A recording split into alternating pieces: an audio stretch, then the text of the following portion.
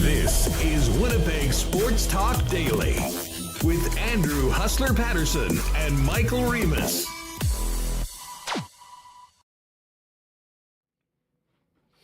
Hey, what's going on, everyone? Happy Friday. Is everybody ready for a big game tonight at Princess Auto Stadium and the August long weekend? I hope you are. We are here on Winnipeg Sports Talk, and we have a packed show heading into the weekend.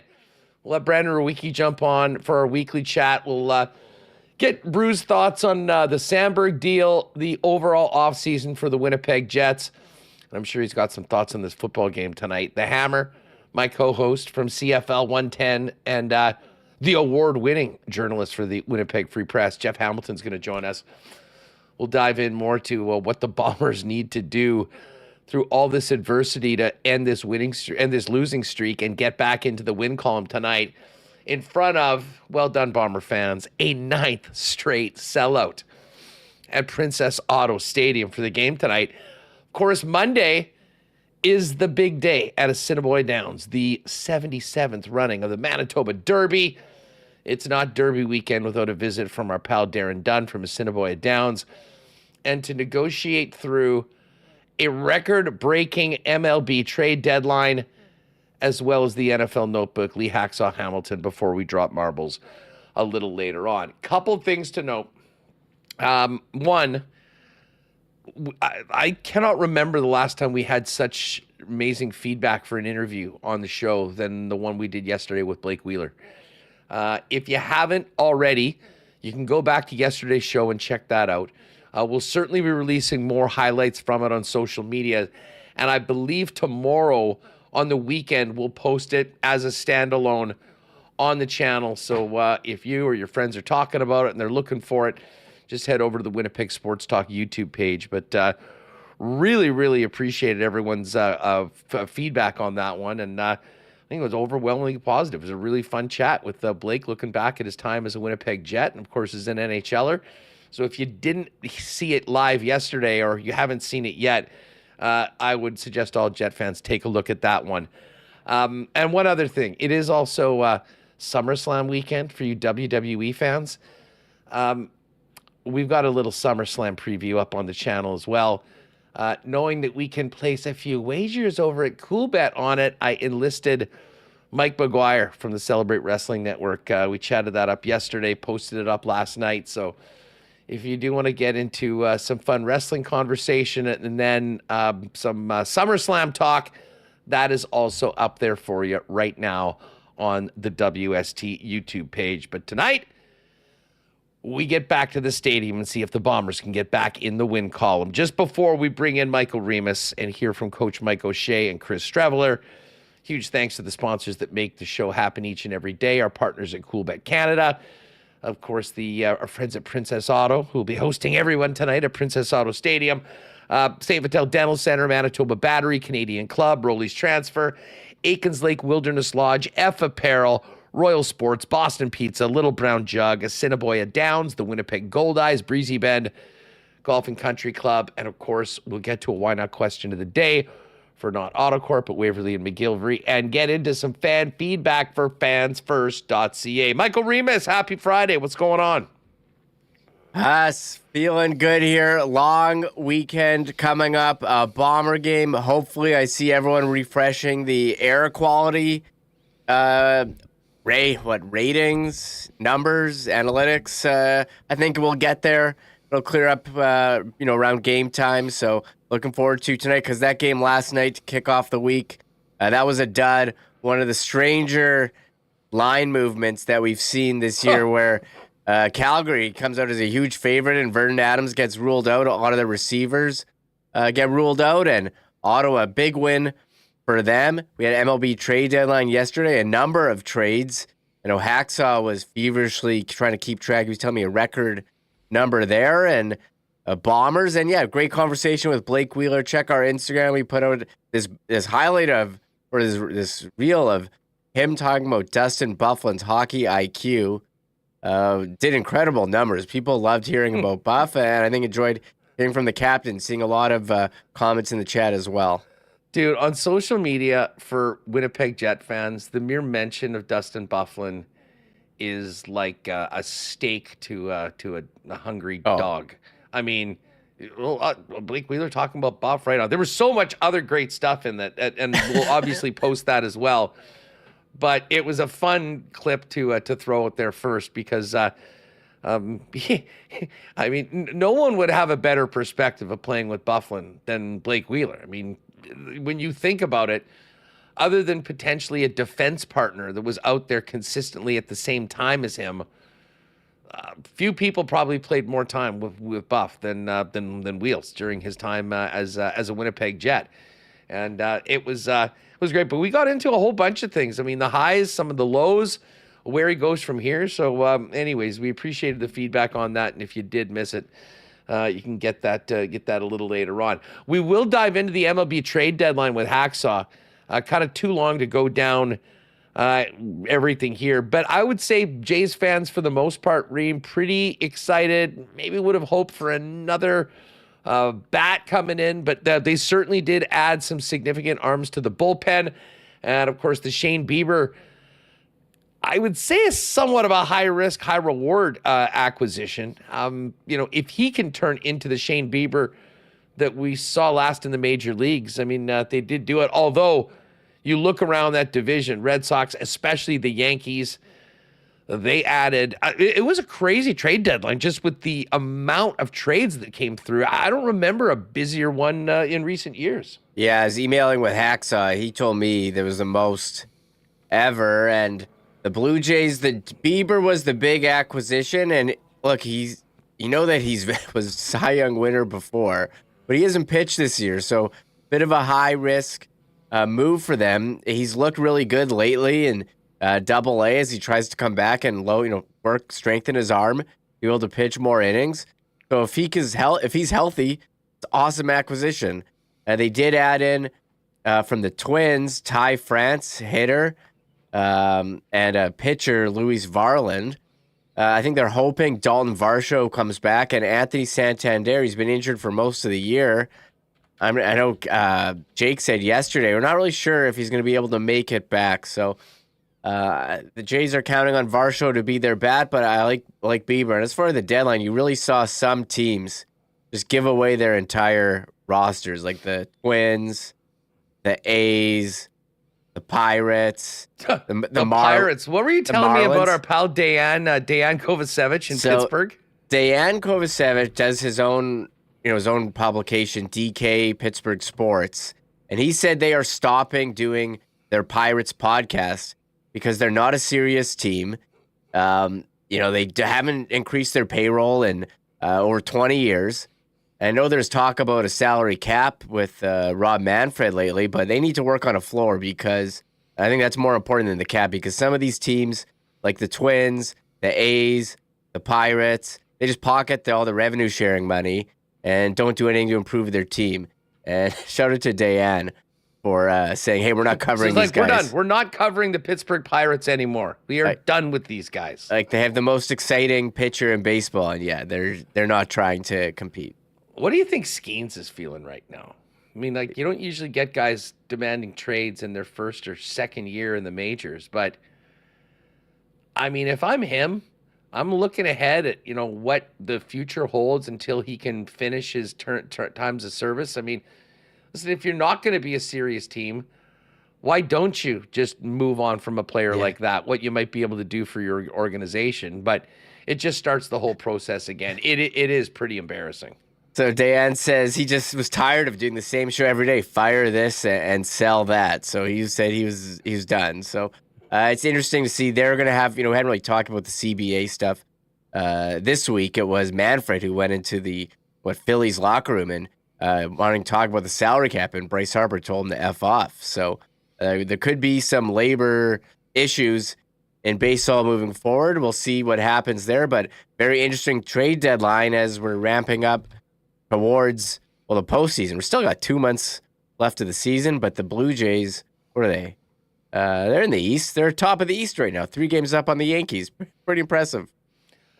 Yeah, it definitely got a lot closer over the course of these last few games in that series in Baltimore, where they only won 1 of 4 games. They are back at it tonight against the Kansas City Royals, kicking off a 4-game series. Kevin Gausman on the bump for the Jays, and Michael Wacha 4-9, although not bad, 3.53 ERA on the bump for the Royals, who are 1 game under 500. Right there, like just a couple games ahead of the Twins, who sold everyone. Royals sort of stood pat. They've got a lot of good younger players, but weren't a very active team at yesterday's deadline. But let's get ready for the game tonight. And it was funny. Taylor Allen, when he was on with us yesterday, said that Mike O'Shea was getting hit every which way with questions about Dylan Mitchell, and he was not joking. No, shout out to Judy Owen. That's who was going to the CFL Hall of Fame. Hall of Famer Judy Owen, who was grilling O'Shea about Dylan Mitchell not getting in, and Taylor as well. They talk about how, his answer was Dylan Mitchell, he's not a slot guy. He's, a wideout, and Carrick Wheatfall's there, which kind of begs the question why they signed him if they thought Carrick, couldn't play where anywhere other than where they currently have Carrick Wheatfall. Maybe they didn't think Carrick was going to have this breakout season. And then he goes, Dylan Mitchell's played 16 games at the slot before. Cody Case has played the 1, and Corcoran's a rookie. Like, why wouldn't you just play Dylan Mitchell? What's going on? And O'Shea, I'll give him credit. He usually gives short answers, doesn't give you a lot. He stood there and answered everything. Let's hear. This is, this is from O'Shea's pregame availability. Just asked why Dylan Mitchell can't get in the lineup, even in this situation for a Friday night. We see him best fitted for a position that Carrick Wheatfall's playing. And so do you move Carrick Wheatfall to a position that he's not suited for either, or do you put guys in positions where they're not possibly going to thrive as well? And the reason Joey Corcoran's on is his desire and willingness to block and to get his hands dirty and to play special teams and to do all those things. And then Gavin Cobb draws on because he can play 3, probably all the positions, partly because of experience and just his level of football IQ says that you can put him into any kind of slot no matter what happens out there. So that kind of versatility for a guy who comes on the roster is extremely important. So there's all sorts of things that go into it. All right, so there is the initial answer on why Dylan Mitchell can't get in. Now, it does just sound strange that all these young guys that haven't played can play all the positions, but Dylan Mitchell, in the eyes of the head coach and the Bombers, is only a backup basically to the wideout. Here's O'Shea on how hard it would be for Mitchell to play slot, whereas we mentioned he has played before in the CFL.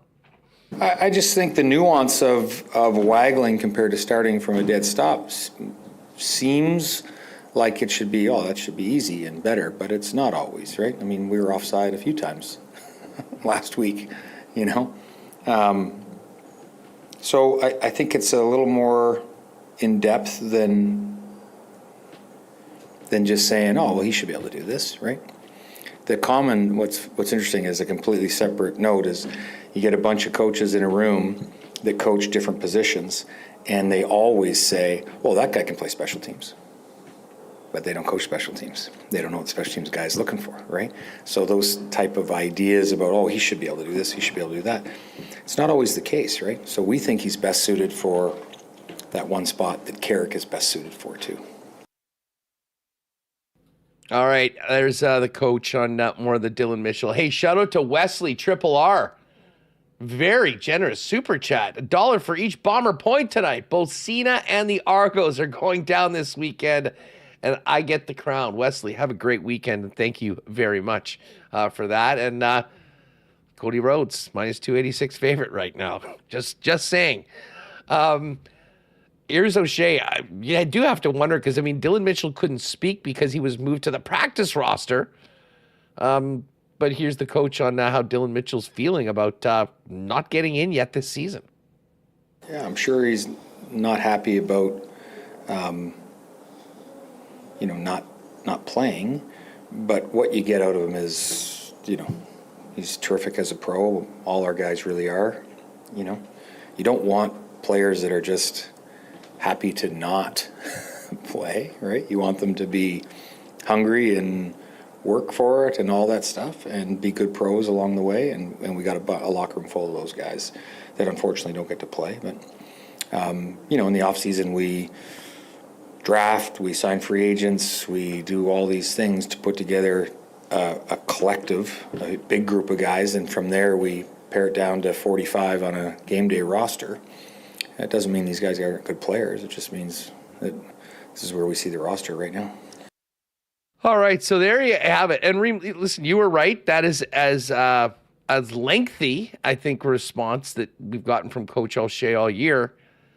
I will say, though, based on everything that we heard, it still just doesn't, from my perspective, add up. Like, I can't remember a scenario that was this strange, considering what the Bombers have been hit with, the guys that are out, what they spent to get this guy here, the fact that he cannot get on the field even in this situation. Yeah, I think the other part, too, is the offense has really struggled since Dalton Schoen. And the guy has played in the slot before. And Taylor Allen asks the question. I have the full question where he says, I'm not going to recite it, but he has played in the slot before. So you think, okay, why can't he do it now? And you're playing him over guys who don't have even close to that much experience. Well, here's this clip. This is Taylor pointing out that Dylan Mitchell has played before and does have experience at the position. Because Dylan, he has played the slot back before, I think 14 games or whatever in his career. Just what do you want to see more from him for him to be able to play that spot? Because obviously it's a unique situation, right? You don't often see a guy get paid the money that he's getting paid, and then, a spot opens up, and then a guy who's played one game in his career, Cody Case, goes in, and then he goes down, and then this rookie Canadian goes in. So it's a unique situation that fans aren't used to seeing, basically. I guess we just look at it differently, right? Like, once again, what you pay a player to get them here doesn't guarantee them anything, right? Like, I think that's a misnomer that you hear often in the media. Well, he was paid this much, so he must be the starter. I don't know why. I've never even thought of it that way. We pay guys, a collective. We sign guys, we draft guys, we get guys here, trade, whatever. And then from there, we look at what's best on a game day. And he has played out of the slot, for sure. But we think he's particularly good at the X, but we think Carrick is too. So there you have it. And listen, listen, with all due respect to the coach, this is not that, you paid the guy the money and he wasn't in the week one lineup. And we're now approaching the halfway point of the season. A bunch of guys have gone down and he hasn't been able to get in the lineup. And I guess you can say, listen, I respect this. Hey, the general manager signs everyone to their contracts, and then they show up and everyone's on an even playing field. I will say this: if that is the case, it is commendable, Remis. But that isn't usually the way it works on just about every other professional team. There is something to be said for what it took for a team to get. First-round draft picks are going to get a lot longer of a leash than a sixth-round pick. You know what I'm saying? Yeah, and credit to, the reporters, Judy Owen and Taylor Allen, asking all the tough questions that people in our chat are asking every day. And I'll give Mike O'Shea credit because he normally is not that wordy with his answers.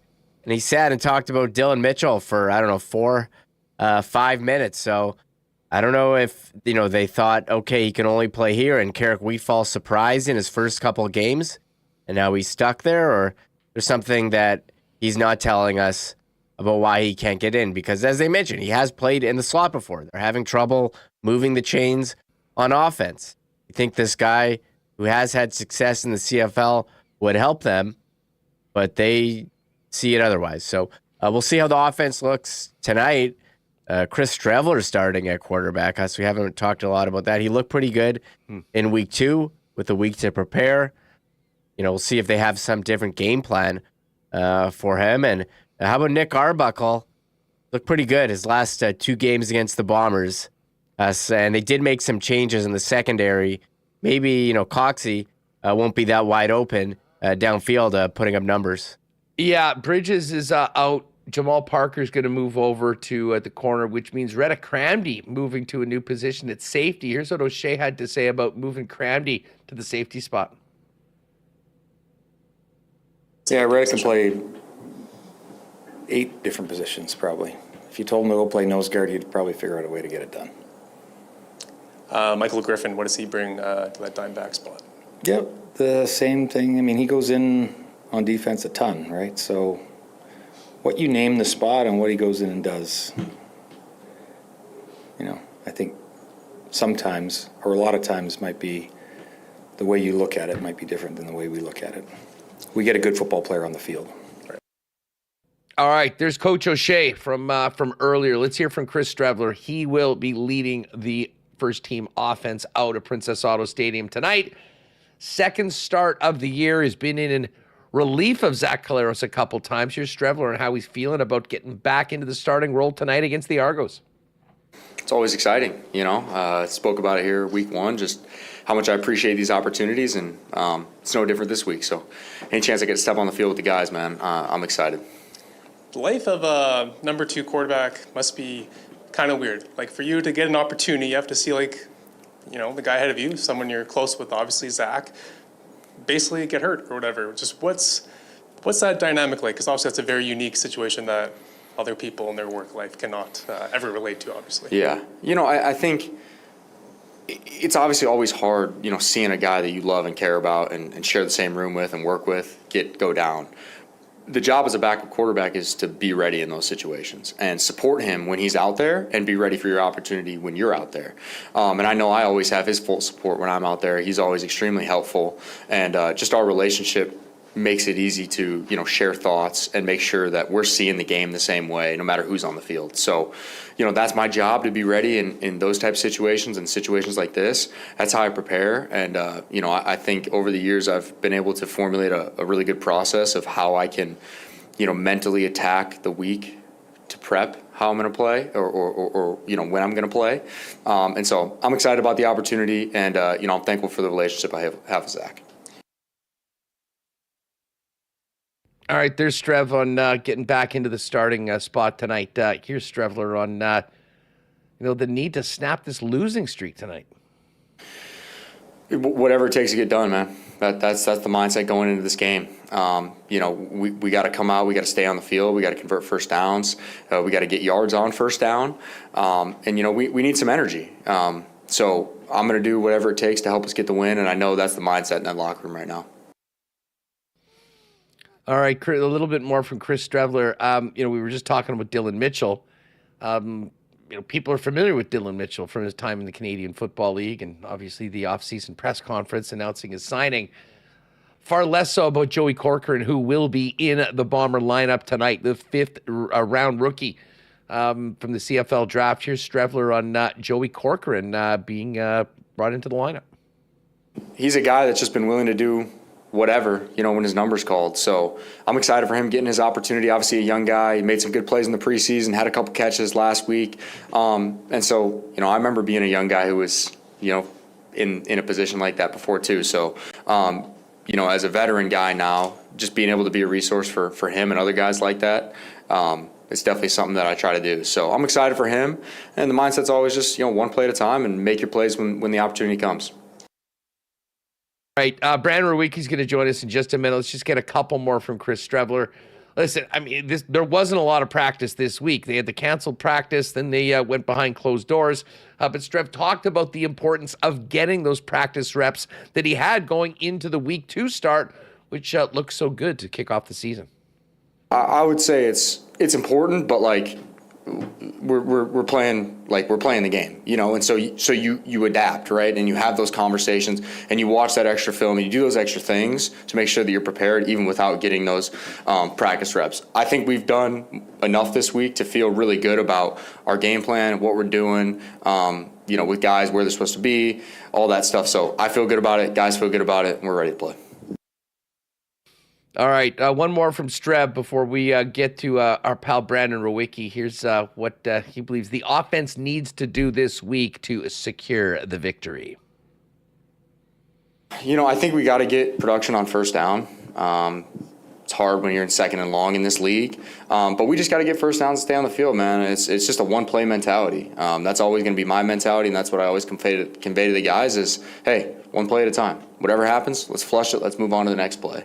And that's truly how you have to play the game. So we got to get production on first down. We got to convert second downs, and we got to finish one in the red zone. And we got to take care of the football too. We had too many turnovers last week. We've been turning the ball over too much, and just staples of football. You got to get yards on first down. You got to convert first downs, and you got to try to not turn the ball over. So that's what we're focused on. That's what we're hoping to do. All right, we'll talk more Bombers with Hammer coming up in a little bit. Brandon Rewucki joining us in just a moment. Do want to thank Rolly's Transfer for their great support of WST. Folks, if you have a move planned this summer or fall or winter, looking ahead, lean on our friends at Rolly's to take care of all of your prized possessions, as they've been doing, family-owned and operated for over 60 years here in Manitoba, and the most trusted name in the moving game. Head on over to Rollies.com, and at the top right, you can click Request an Estimate. Put in the promo code WST for a special discount for Winnipeg Sports Talk listeners on moving services and moving supplies, and then let them know when and where you're planning on moving and what needs to go. And our friends at Rollies will turn it around quick with a great quote and get you locked in with the white glove treatment and service that they've been famous for now into their 7th decade. For all of your moving needs, lean on Rollies, the most trusted name in Manitoba. Find out more, request an estimate today over at Rollies.com. I know our friends at St. Vital Dental Center are ready for the long weekend, and they're also ready for the marble race. Many WSTers, if they're smart, can plan that appointment with Dr. Terry in and around 3 p.m., and you'll be able to watch it while they work on your grill. Of course, hey, St. Vital Dental Center has been serving generations of Winnipeggers and Manitobans, and now is a beautiful new facility at 167 St. Anne's with state-of-the-art equipment, convenient free parking in the back, and of course, a full array of dental services for patients from 6 months to 99 plus, everything from cleanings and checkups to things like dental implants. Our friends at St. Vital Dental Center are waiting for you. If it's been a minute since you've seen the dentist, pop by and see Dr. Terry. Book an appointment or find out more online, stvitaldental.ca. Of course, the long weekend is here. Many of you will be popping by your local Manitoba liquor marts. Make sure to keep your eyes out for Canadian Club, the official spirit of the Winnipeg Blue Bombers. While supplies last with the limited Blue Bomber Edition label, pick that up, and don't forget to grab a club pack as well. 4 CC and Gingers, 4 half and halves, and 4 Citrus Smashes. The best new drinks of the summer are brought to you by Canadian Club, and it's all waiting for you right in time for the weekend at your local Manitoba liquor marts. And just before we bring in Brandon Rewucki, don't forget your batteries this weekend, folks. You're getting on the boat, you're going to be on an ATV, you're out camping. Make sure you pop by Manitoba Battery before to make sure you are powered up. And of course, as Donnie always says, wake up Winnipeg. Stop paying more at the big box stores. Manitoba Battery is your local option where you'll save up to $60 a battery over the big box stores. Not to mention, with the best service in town, is they'll deliver those batteries to you for free anywhere inside the perimeter with any purchase over $60. It's just that easy. So as you get ready for August long weekend, make sure you're powered up with Manitoba Battery, Logan Avenue, Dover Court Drive. Order online at manitobabattery.ca. All right, Brandon Rewucki's ready to roll and joins us now. B, what's going on? How are you feeling this Friday afternoon as we get into a big Bomber game tonight and one of the best long weekends of the year? Yeah, no, I actually did it kind of backwards. I just got back from the cabin earlier today. But nice. Feeling good about the long weekend. Feeling apprehensive about the Bombers, but other than that, I think doing good. Maybe it'll be like more of a, a vibe check that positive vibes of a long weekend can help boost the Blue Bombers here as things are getting a little dicey, but other than that, all good.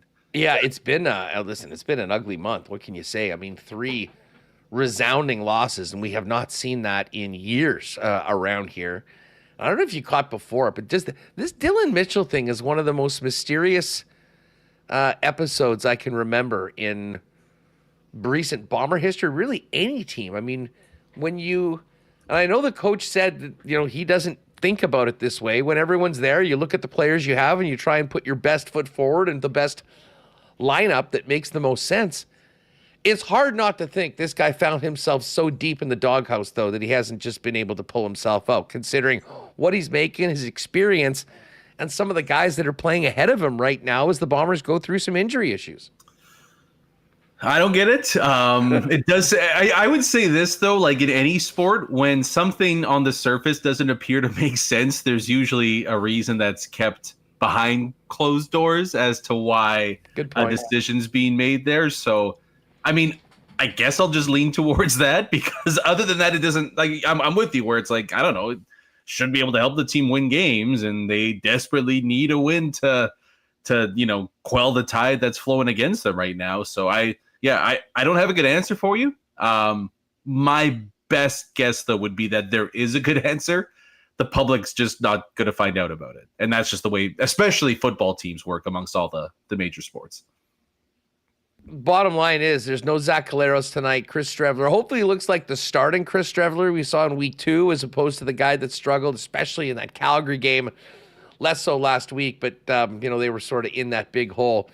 One thing I do know is that the crowd will be ready to go. 9 straight sellouts. I mean, every time we hear another one added on, you just sort of realize that this is such a special time of Blue Bomber history in football. And while all these conversations are happening about the CFL, where are all the people, is a very different conversation in Winnipeg. It's how the hell do I get myself in the building if I wasn't lucky enough to have a ticket earlier on? It's and it's going to sound like hometown bias, but I truly feel like it's just one of the best football experiences out there in North America. Regardless of pro league, regardless of college, all that stuff. Like it's kind of, if you haven't been, it will like it is one of those must-stop bucket list type places right now. And, like, the atmosphere is great. I mean, they've just done such an amazing job in terms of the experience in the home games that even if you're not a massive football fan, it is kind of like a must-see, must-attend type deal there. So, look, they've kind of leaned on this when the team was flowing pretty good. And, when they're not playing so well, maybe the 12th, 13th man is what you need to kind of get back into the swing of things. And, yeah, I'll tell you what. I mean, the offense needs to get going. Streveler needs to get back, like you said, to where he was early on. What also helps is the defense, maybe unfairly limiting the opposition to just a couple of scores throughout the game, and that makes life, a whole lot easier there. So yeah, if the home crowd advantage could give a sizable boost, even more so than they usually do, that would be a nice step in the right direction. Well, some big changes on defense. They got to find out a way to get off the field quicker than they have been lately. And for the offensive side of things, they need to be able to stay on the field a little bit longer and help that defense out. 7:30 tonight. We'll talk about it more with Hammer a little bit later on. Of course, the big news this week was the signing of Dylan Samberg. And it didn't come down to the last hour, but pretty close. I was shocked that they actually ended up going to Toronto, but Dylan Samberg was there. I mean, I guess you have to be ready for it if you don't get a deal done, but it ended up as a 3-year deal, 4.25 in the first year, which is essentially exactly in between the two sides with their arbitration numbers, and then $6.5 million for 2 UFA years, which will take him to 29 years old. What was your reaction to where they met on a 3-year extension? Yeah, I mean, disappointed. It just, I've seen arguments on both sides of this, and not that either side is necessarily correct or incorrect, but I think we can all agree here that it's not a success to have Dylan Samberg locked up for only 3 more years, and then he becomes an unrestricted free agent. He's unlikely to ever be like a true franchise pillar in the sense of like a Morrissey, where you're a potential top 5 defenseman, or a Hellebuck, like, you know, top 3-5 at your position. But I think he's a franchise cornerstone for you, right? Where, I mean, he borderline delivered top pair quality play this past season.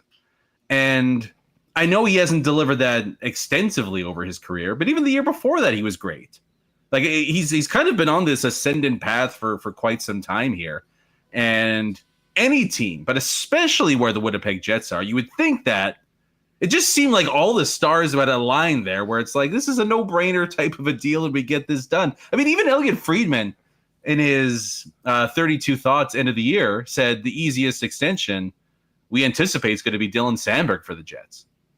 And then, like you said, it's minutes away from complete disaster. Well, here's the thing, though. I think part of that is that everyone thought, hey, he's a guy, he's got 20 points. You know, we know what the arbiter is going to be. I mean, like, what do you think the ask was on a long-term deal? I mean, the fact that they ended up getting 2 years of UFA, and both of those years are in excess of what Jacob Slavin's going to be making on the first 2 years of his 8-year extension.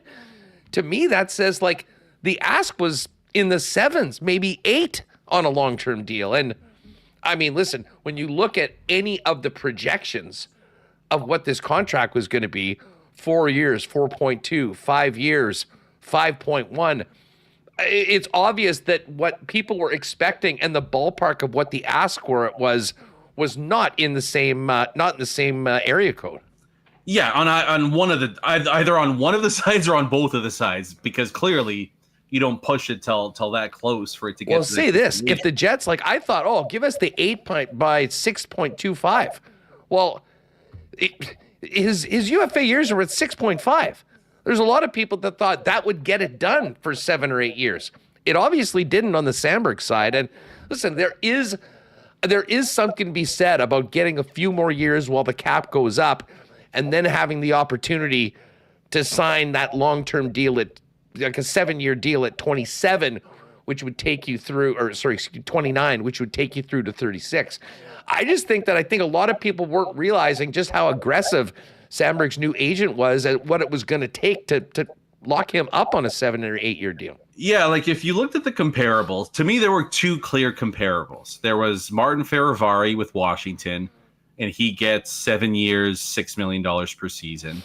And then I think Alex Romanov was the one you were referencing there, where he gets 8 years, $6.25 million per season. No, Jacob Slavin. But that was also Romanov's deal too. So either way, perfect. Slavin's a bit of a tougher one again, because you get into the, you know, like when did they sign it and all that stuff. These 2 were signed within the last several weeks. And in and around his age group, coming off their RFA deal, all that stuff. When did Slavin extend? Because, I mean, it's just kicked in now. I mean, it was sometime during this past year. Yeah. Sometime with, in and around the last like 6 to 12 months. I don't know the exact date, but I can understand, again, this is where like you can understand the Jet side being like, well, man, Slavin's shown a lot. Showed a lot. We can't go that high. But then you have Samberg's camp going, well, I don't know. I think he's better than Ferravari and Romanov. He's given you a ton of impact. Like, we can't go as low as those 2. And then you get, obviously, that bridge of divide that happened there. I just thought, like, even if you went with the Romanov deal where it's long-term and it's over $6 million, and even if you... whether you don't think the Jets would have done that? I don't know. But even if you wanted to say, like, the Winnipeg tax and we tack on a little bit more and it's like 6.5 to 6, maybe even 6.75, like, I would take that. I think they would have done that in a second. I mean, they basically did that for 2 years. Yes, in a sense though, because obviously like the 4.25 brings it down so dramatically that, like, I mean, that's the only positive I think from the team side in this is that they get Dylan Samberg for 3 years at a much reduced rate. Like, he's going to deliver surplus value over that contract. That's that's the no doubt about. Okay, we got like one positive out of this. But yeah, you certainly, I mean, I would have liked to have known what the walk away point was, basically, because, like, I mean, 8 by 7's it's a pretty big ticket, but like to lock that in, you know, I might have maybe caved at that point. To me, over 7, it just there's no precedent for him to get that much, right? So if it was like a 7, even 7.25, which isn't that much more, but like, sorry, but that's just not that's just not going to work with us. And I don't think anybody in the NHL would pay their similar defenseman that much money, right? So it just sucks. I mean, that's the big part. Is it sucks because it seemed like player and team were in lockstep there in terms of their value and being happy with their role. But obviously just the numbers got in the way there. Main thing is they avoided worst case scenario. And they'll just have to reassess after 3 years. But the nice part, like I mentioned there too, is, I mean, let's face it, this team's competitive window is probably 3 years at most. So, there's going to be big decisions to be made on Samberg's side, but even just within like the Jets universe as well, when that does come to an end. So it's one of those, we'll reassess things in 3 years, but I can understand. I totally understand fans not, looking at what other teams are doing with their defensemen and being like, why couldn't we have come to an agreement there? Yeah, I mean, listen, I think we all kind of expected and wanted a longer-term deal, but, I mean, as they say, I had a little bit of sticker shock at just how expensive it was for 2 years of UFA. So, I mean, I can only deduce that, to get it done on a 7 or 8 year term was going to be significant. I mean, listen, if you're buying an extra 5 UFA years, what is that going to look like? And, they weren't able to get it done. I think there is, though, a path for, and listen, I think as long as Dylan Samberg continues to be a big part of this team and like it here, which by all accounts he does, in some ways it gives him 2 more years to establish himself as a no doubt top 4 guy. And the second they get to July 1st in 2 years, you've got a bigger body of work. It's pretty clear what the player is and what he's capable of, what he projects to be. And then you work on locking that down, and it ends up being 10 years in a 3+7. And I think that's the best case scenario of what it works out. And I'll tell you what, the Jets, I think, will be more than happy to pay $7-8 million. I mean, if he's able to grow a little bit more, add a little bit more offense, he'll certainly be able to ask and command that, and I don't think the team will blink for a moment in signing him, especially considering that year coincides with DeMello's $5 million going off the books, or 4.9. They will have to sign Josh Morrissey, so in some ways you might basically just be taking that DeMello money and splitting it between Samberg and Morrissey as you give them extensions at what they've earned. Yeah. I mean, from Samberg's side, it was a home run deal for him. Like I truly like that they couldn't have asked for anything better outside of whatever their number was at an 8-year deal. But like he can double dip big time here, and there's no, whether it's in Winnipeg or somewhere else, like he's going to get at least a 6-year deal on his next contract, and it's like you said, it's going to be at a much higher number than that. So everything's going Dylan Samberg's way right now. But it also doesn't mean that this is like the end of his tenure in Winnipeg after 3 years, right? Like you said, no, not at all. It's just going to cost them more money in the long run than a 7 or an 8-year deal would have done now at this point. It would have been nice to have him locked up, through the rest of his 20s and early 30s.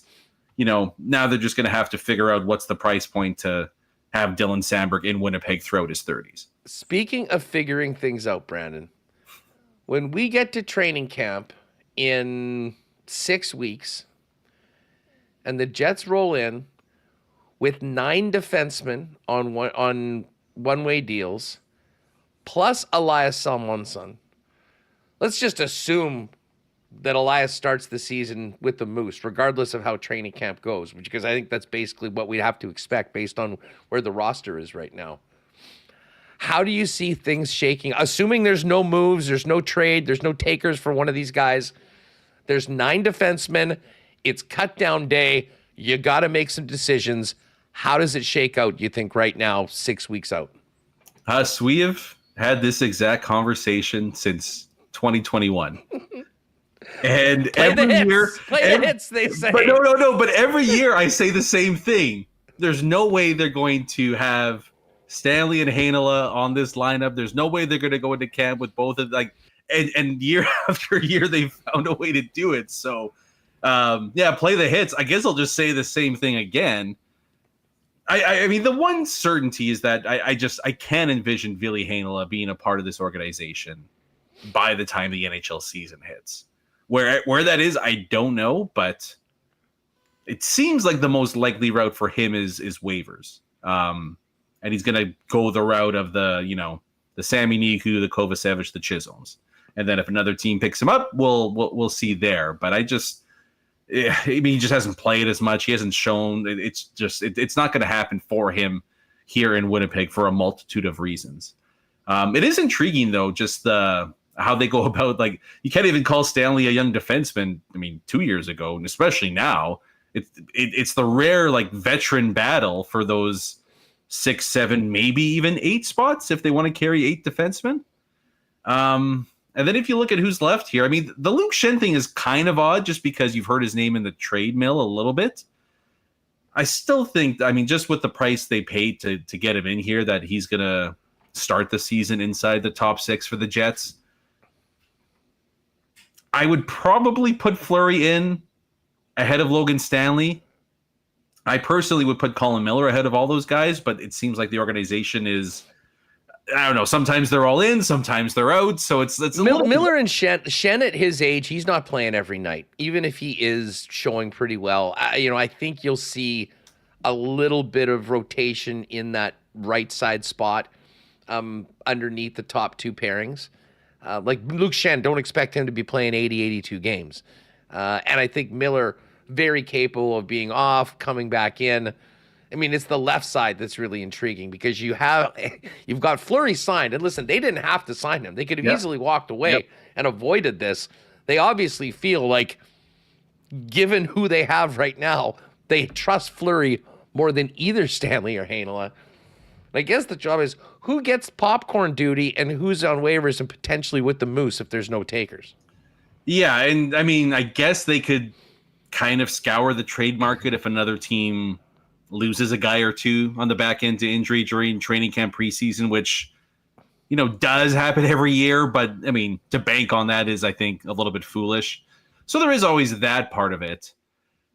It's just this organization loves Logan Stanley. Like, they clearly value him much more than the entire fan base for the most part does.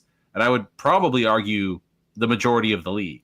They clearly like the physical presence that he brings and his presence inside the locker room as well. But it's just like, I get all that stuff, but like you said, it's just too many bodies. Like there's a reason most teams don't carry 8 defensemen, right?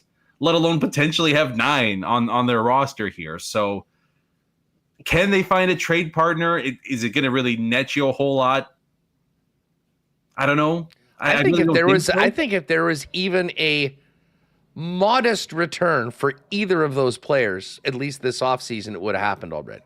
I would agree with that. And so then do you think it's going to change in the next 6 weeks? No, not really. I mean, listen, you just brought up the one scenario that you could see it. I mean, everyone knows, hey, if you got a 4th round pick, or I'm just speculating as to what the ask would be. You can get one of these guys, and all of a sudden, some guy comes in, he's not able to play in camp, somebody else gets hurt, you're going into the season. I mean, teams will throw a 4th rounder or a mid-round pick at a guy that can come in and help them, even if they eventually have to risk him, going on waivers. I've long thought that Stanley, well, I'll put it this way, I've long thought both of these players, if put on waivers, would get claimed. I think that's why they haven't got to that point. I'm not sure I feel that same way anymore. Just at where they're at with their age, and every team has guys that they want to see first. I mean, it's not like they're desperate to grab. A very small amount of teams are going waiver wire hunting right out the start of the year. Exactly. Yeah. I mean, the level of guys that sneak through is pretty surprising each and every training camp, right? And guys of this ilk. Yeah, I would say even probably some better players there, but. The one, if you're looking at, again, what has the team or the GM, people in charge, done in the past that lead you to think how they're going to act in the future? The Jets have shown, like, they're, whether you agree with it or not, probably disagree with it in sentiment, they're okay with putting their homegrown defensemen on waivers. Like, they lost a top 4 guy in Johnny Kovacevic. because of this same situation. Well, he sure as hell wasn't top 4 when he was put on waivers here. I mean, No, he did but end up just turning in. He had some potential, and listen, it's just all about where he slots. They obviously didn't think as highly of him as, what he has turned out to be. Be a hell of a third pairing defenseman, I think, right now. Yeah.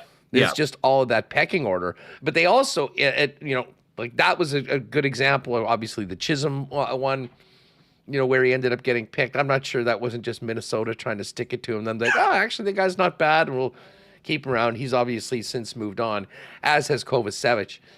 But I do wonder, like, of either of those players, depending on, like, if the timing is right, could one or both of them see time with the Moose? Like, still think a team might run just grab Logan Stanley because he is somewhat of a unique makeup and take a chance on it at a really low risk. I agree.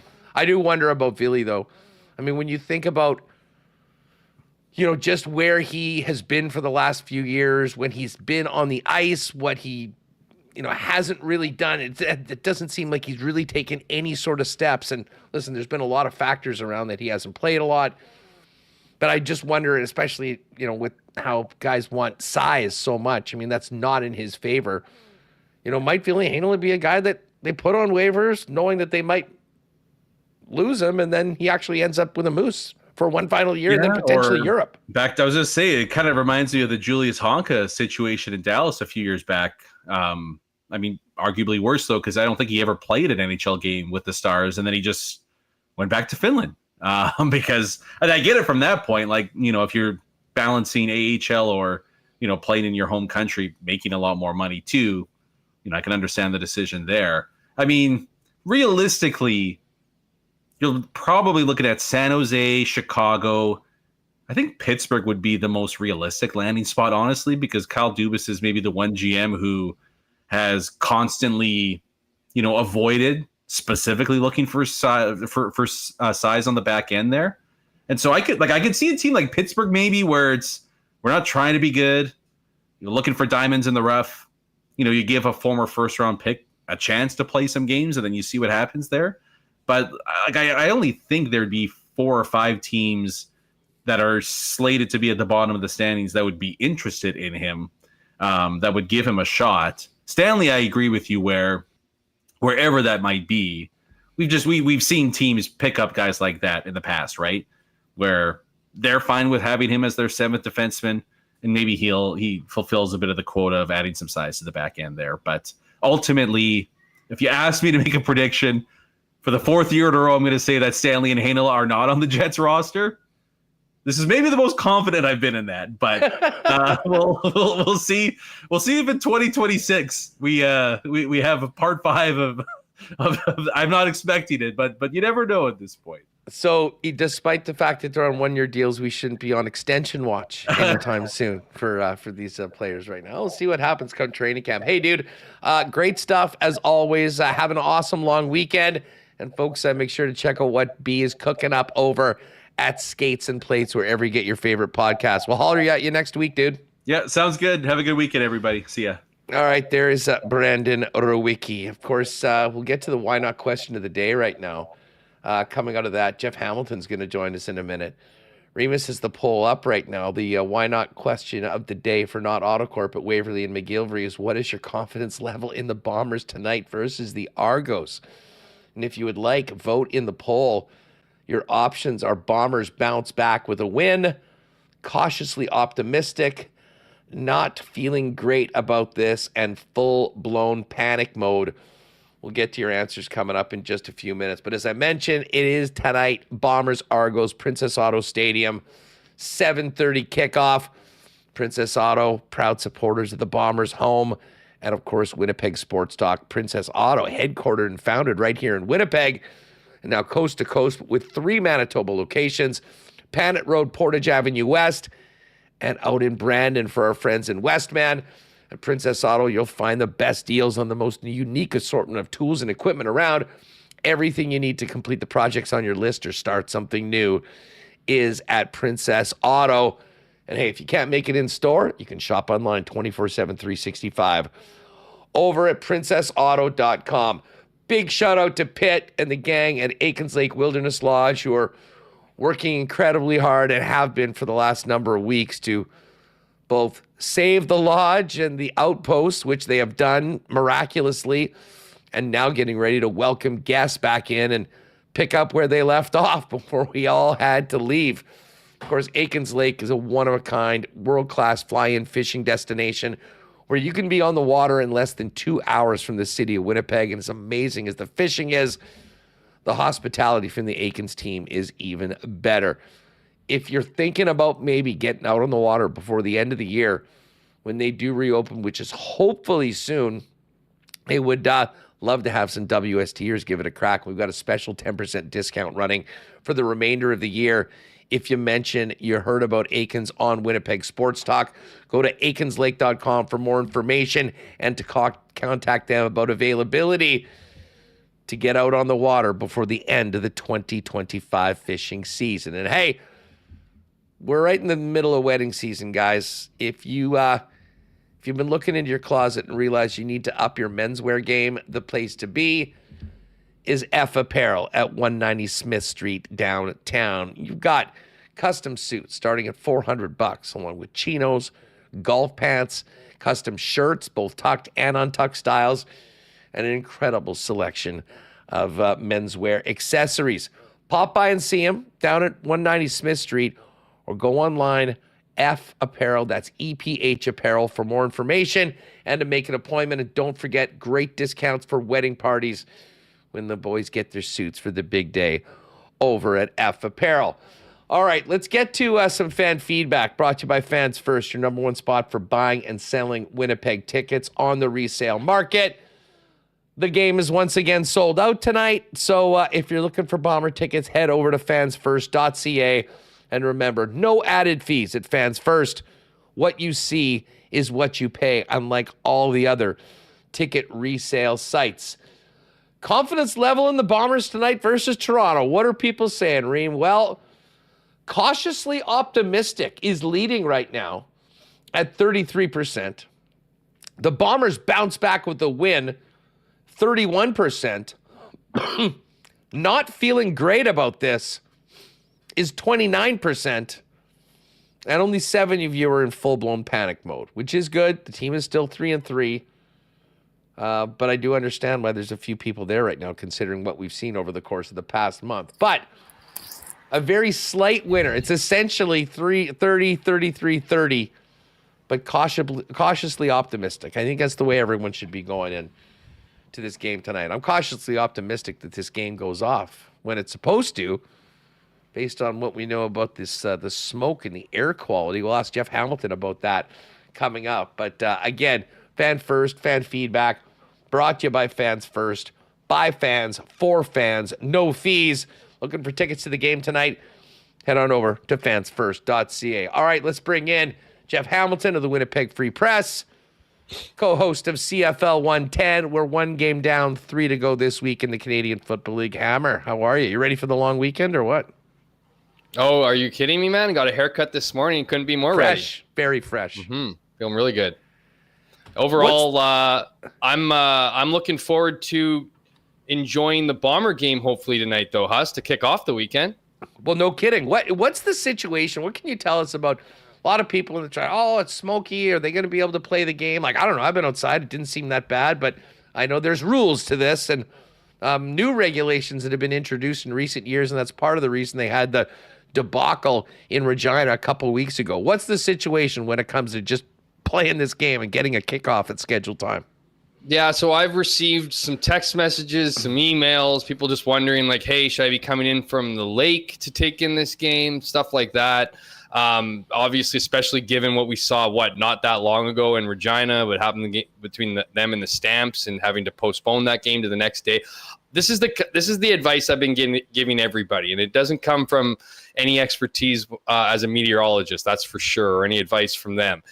I know the CFL better than I know weather systems and all that, and the CFL will not pre-cancel a game. They will not let you know by 5:30 this afternoon that there is no issue here. I think they'll always have an optimistic point of view when it comes to these things, and then they'll play it out the way they'll play it out. As I described it to one person today, the CFL will hope for a miracle before they cancel early. And by that, I mean, we have forecasts. I mean, they're suggesting, their meteorologist, as it says, their in-house meteorologist claims that, the air quality is to improve throughout the day. And of course, I echo that in my tweet. And there's about 5 different replies from people being like, check this from Environment Canada. It's going to be, this warning staying all the way through till tomorrow morning. And so, I understand that, and I'm not here to disagree with Environment Canada. I'll just echo my earlier statement where I think the league and the teams in these games will always take an optimistic view that there's potential that wind could pick up and clear things. I don't know. Perhaps that happens, and we're looking at a 7 o'clock. What is it? 7:30 start time here tonight, and then the game goes off without a hitch, but. There's just when you look at the numbers right now and the levels of at the air quality levels right now and what they're supposed to be into this afternoon and this evening, and I could very easily see a postponement of the, like an early, 45 minutes or half an hour or whatever, right? They'll do that dance. They'll do that dance until they absolutely have to call the game. That's just the economics of this league. This situation. And the one thing that throws in an interesting wrinkle here, Huss, which might even add more motivation for them to get the game done tonight, whenever that time may be, is that there's a doubleheader tomorrow. So there is no early slot for TSN that they can slide into the next day and be the early game. They have a doubleheader tomorrow. So they're not going to do a triple header. They're not going to have one in the morning, I don't think. And they're not going to do, I don't think they're going to do that. So they're going to try to play this game. Alternatively, I don't know what they're going to do. I don't know what that's going to look like. They do have different options here as far as, moving into the season and whatnot. But I think the priority here and the focus is to play this game. Obviously, Mother Nature is going to have a say in that. How flexible are these numbers?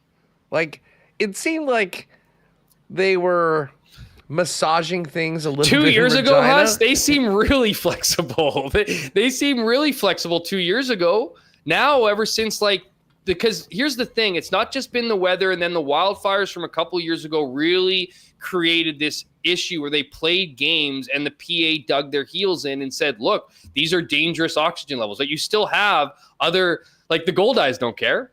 The Gold Eyes, that just goes to show you the economics of the league, right? They can't afford to not get this done. They can't afford to, the Gold Eyes can't afford to redo this. They probably have a little more wiggle room just because they're baseball.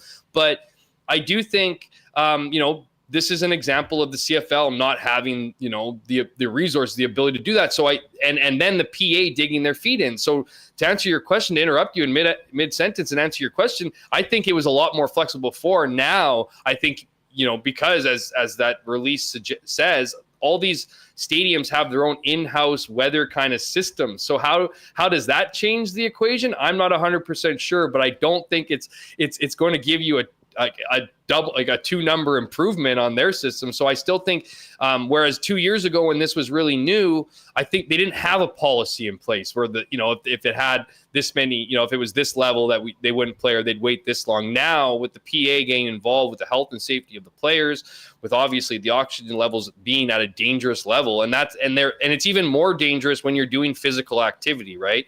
My colleague Zoe at the Winnipeg Free Press, she wrote about it recently, about how everyone's adapting to these air quality concerns, right? And when you're huffing and puffing and breathing through your mouth, you're at a heavy risk, right? To especially if you have underlying issues like asthma or whatever. So obviously you have to take the player's safety into play. Whereas 2 years ago, they probably looked at that number and was like, let's just get it over with. Now they're monitoring it to a degree where you have the PA fully involved, looking at the numbers and being part of that decision of whether they kick off. Do we know where the official reading is? Someone sent me this thing. I've got this aqmap.ca, and it's hourly PM. I don't know what the 2.5 means, but observations. There's 2 readings at the University of Manitoba on this thing. Okay. And right now, one is at 60 and the other is at 63. So I'm assuming that that's the 6.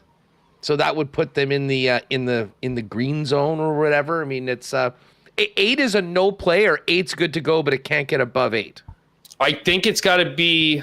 That's a good question. It should be an easy one for me here. I want to say that 8 is too high. I think 8 has to be under 8.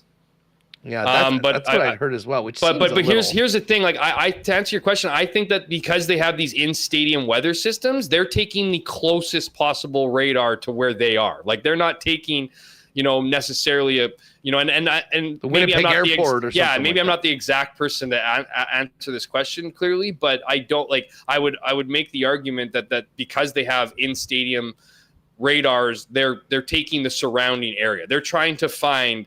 Whether, as most accurate and obviously lowest that they can find to then use to compete in these games. I'm not trying to create some controversy that they're putting these players at danger or whatever, but I do think they want the most accurate reading to where they are. And if that's favorable for them, no doubt in my mind, they're going to be using it. I'm just imagining a scenario where it's kind of touch and go before the game. And then they ask, well, maybe Dylan Mitchell and a few other players from the practice squads to just start fanning things right around the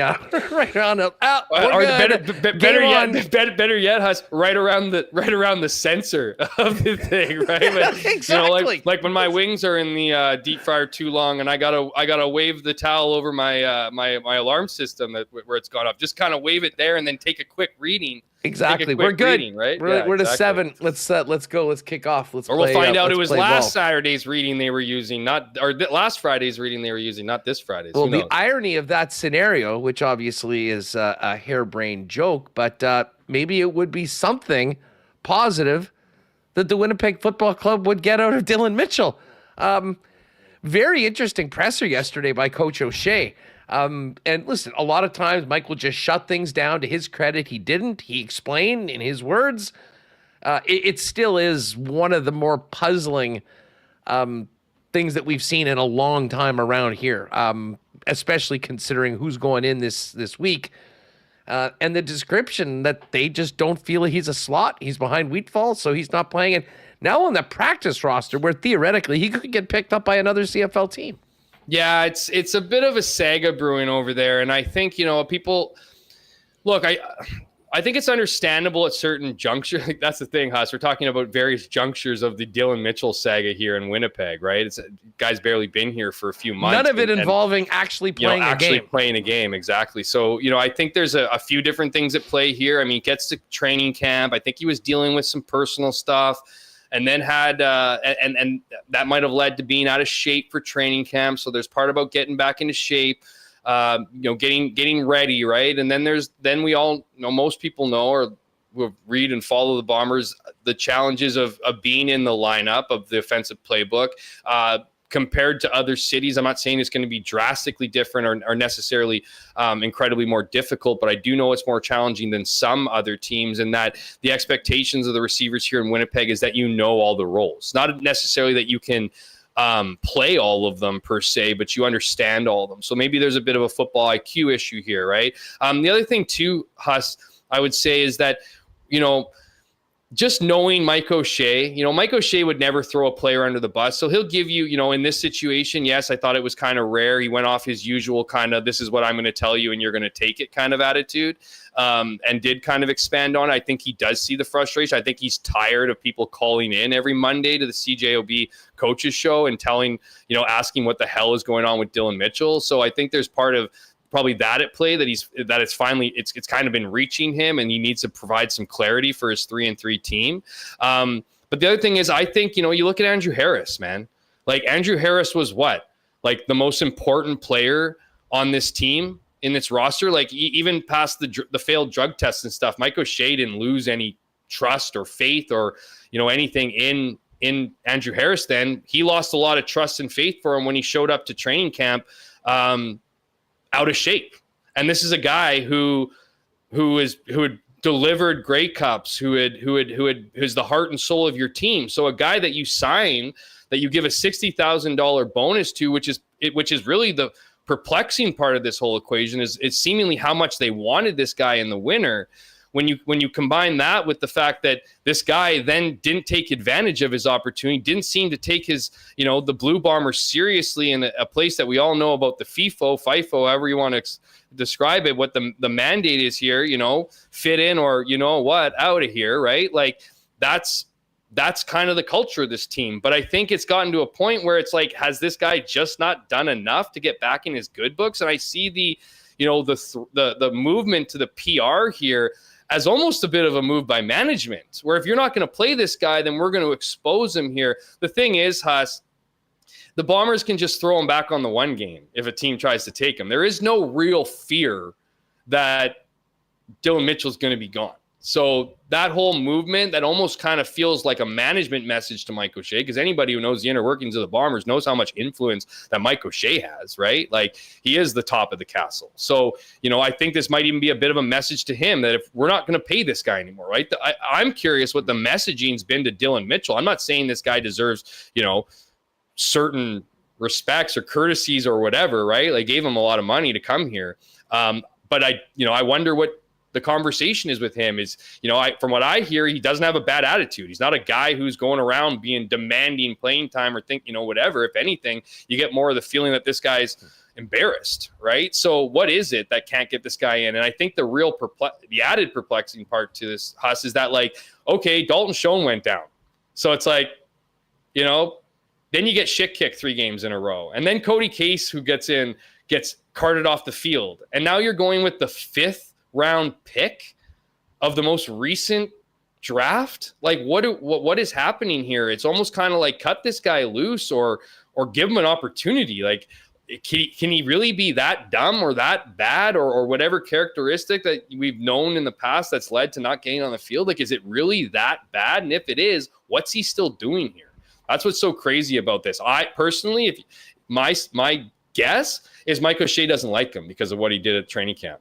And he's not going to give him an opportunity, or he's going to make him sweat on the PR now or the one game. And he's going to have to come back and not just be better, be completely different. And I think once you burn Mike, the chances of you getting back in the good books or getting back to a place where, whatever, especially if you're a guy he does know nothing about, then I think you're seeing what we're seeing playing out with Dylan Mitchell here in Winnipeg. It does beg the question. I mean, I guess I've sort of had this feeling that, based on what we've seen over the last 8 weeks, that if they didn't bring him in and pay him that signing bonus, I mean, this guy probably would have just been cut in camp. And yet he's kind of here twisting in the wind.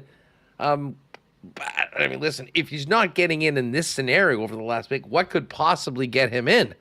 And I'm not suggesting that Mike was being less than truthful yesterday. I mean, Mike's just bending the truth. He's not telling you the parts he doesn't want to tell you. He's not going to air his dirty laundry of his organization or his personal feelings about someone. Sure. He's going to tell you he can't play slot back. And everyone's going to be like, oh, okay. So I guess you can't move around an offense to put a guy who actually has, 12 touchdowns in this league and 2,000 receiving yards to a guy who's never even seen the field before. Like, it's preposterous. It is one of the strangest sagas we've had to talk about for a long time. That being said, he ain't in. This team still needs to find a way to win. How do you measure up the Bombers' chances of breaking this losing streak tonight without Zach Collaros and Chris Streveler getting back in for another start? Worth noting that he was very good in his start. The relief appearances haven't been quite up to that standard. Yeah, well, obviously the Bombers are hoping he looks a lot like week 2 Streveler than any of the relief appearances, as you just alluded to. Like, so here's the thing. Much like I've learned a lot of things from covering the CFL for the last decade, and one of the things I've learned is that the thing that usually should happen doesn't often happen. So the Bombers, who have lost and been beaten by Toronto, seemingly over and over again here, are playing with their backup quarterback, are not playing, the most talented, if you will, players on their roster. Like, what are you supposed to expect out of this? I could see the Bombers winning this game. I could see the Bombers continuing to lose. I think the frustrating part for fans is they're not just losing. That plays into the Dylan Mitchell stuff and some other stuff, obviously the play of all positions and all phases. But it's just like, it's not that the Bombers are losing. They're getting their asses kicked. And so to suggest that they're just going to come back home this week under the circumstances they're under. I mean, you can make the argument that what you're getting from Zach Collaros at times or long stretches of him so far this year, can you really expect much worse from Chris Streveler? I mean, you can make that argument, but everybody knows the confidence that comes with Zach. We've seen Zach perform in this, put it together more often than not. But then you look at Chris Streveler, you look at a team that's coached by Ryan Dinwiddie, and while the Bombers are seemingly desperate at 3-3, the Argos are really desperate at 2-5. And I just, when you look at the history, you look at what Toronto's been able to do to Winnipeg, I have a hard time thinking this one's going to be a slam dunk win at home, which has been a pretty good place for the Bombers, as we know, over this stretch. So I do really think it's up in the air. I can see all phases here, but I think that what is fair to say certainly is that the Bombers are going to be in for a tough one tonight. I don't think it's going to be any kind of cakewalking to a victory here. The Bombers, fully healthy, playing at their best of the last 5 years, have always had a tough time with the Argos, regardless of what their record was. And listen, I'm with you. I think we saw an Argo team that was very much ready, executed at a much higher level than Winnipeg did last week, I should say. And this is going to be a difficult one. And listen, a lot of it is going to be on the shoulders of Chris Streveler. And the one thing we have and from Mike defense. Listen, we're going to get to the changes on defense in just a minute. But the one thing that Mike O'Shea has been clear of that no one will question, turnovers have been killing this football team. It'd be nice to mix in a couple more takeaways, but the ball security, ball control, and while we're at it, discipline when it comes to penalties, all needs to be way better before we can really talk about this team being seriously in the conversation of where we thought they were at 3-0. Yeah, I mean, we're seeing things that are uncharacteristic of a Mike O'Shea coach team, right? And that might be the moving pieces in different phases. I think, and it's been talked about the difference between last year and this season. Of course, Winnipeg started 0-4 last year and was able to, wasn't able to figure it out right away, right? They went to 2-6 before they really got things going. So that's still, if you compare that, that's still 2 games before the stretch in which they're at now, and they're at 3-3. But again, it's the way they're losing, it's the style in which they're losing, and when you see uncharacteristic penalties for an otherwise considered disciplined Bombers team under this O'Shea regime, it's just you got to fix those up. But those aren't a byproduct of being jerks on the field, right? And maybe that's what Mike is speaking to, and he did speak to yesterday when it came to taking offside penalties, right? Like a lot of new players working in new systems, and the complexities of having to understand and know a lot of the roles in the Winnipeg offense is a challenging thing. So everybody is kind of challenged, whether you're playing or not playing, to learn it. And those that are on the field, that can lead to not doing the waggle well enough, right? They're seemingly having some issues with the waggle that are leading to offside penalties, and maybe having Dylan Mitchell not in a standalone position, instead having to waggle would just add to those issues, right? So it's a lot of things that I think that they're trying to figure out. There's still, you have a new offensive coordinator. You have new pieces on offense, as we'll get into. There's a lot of changing pieces on defense. Sometimes those lack of communications, those lead to the lack of discipline that lead to the holding calls, or the missed assignments, or the offsides, as I mentioned, right? And it's less about taking stupid penalties after the whistle, or we've seen those too, right? We've seen headshots from Willie Jefferson. We've seen some uncharacteristic stuff, but the uncharacteristic of mostly of it all is essentially the number in which they're taking them, the frequency in which they're being flagged. As far as the defense goes, a big shakeup. They're moving. And listen, I thought Bonds and Bridges had a great start to the season.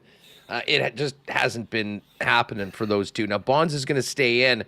Bridges is out. We're moving Jamal Parker to the corner, which means Reda Cramdy is moving to safety. And it was interesting. In the same press conference, we're talking about how Dylan Mitchell is only the wideout.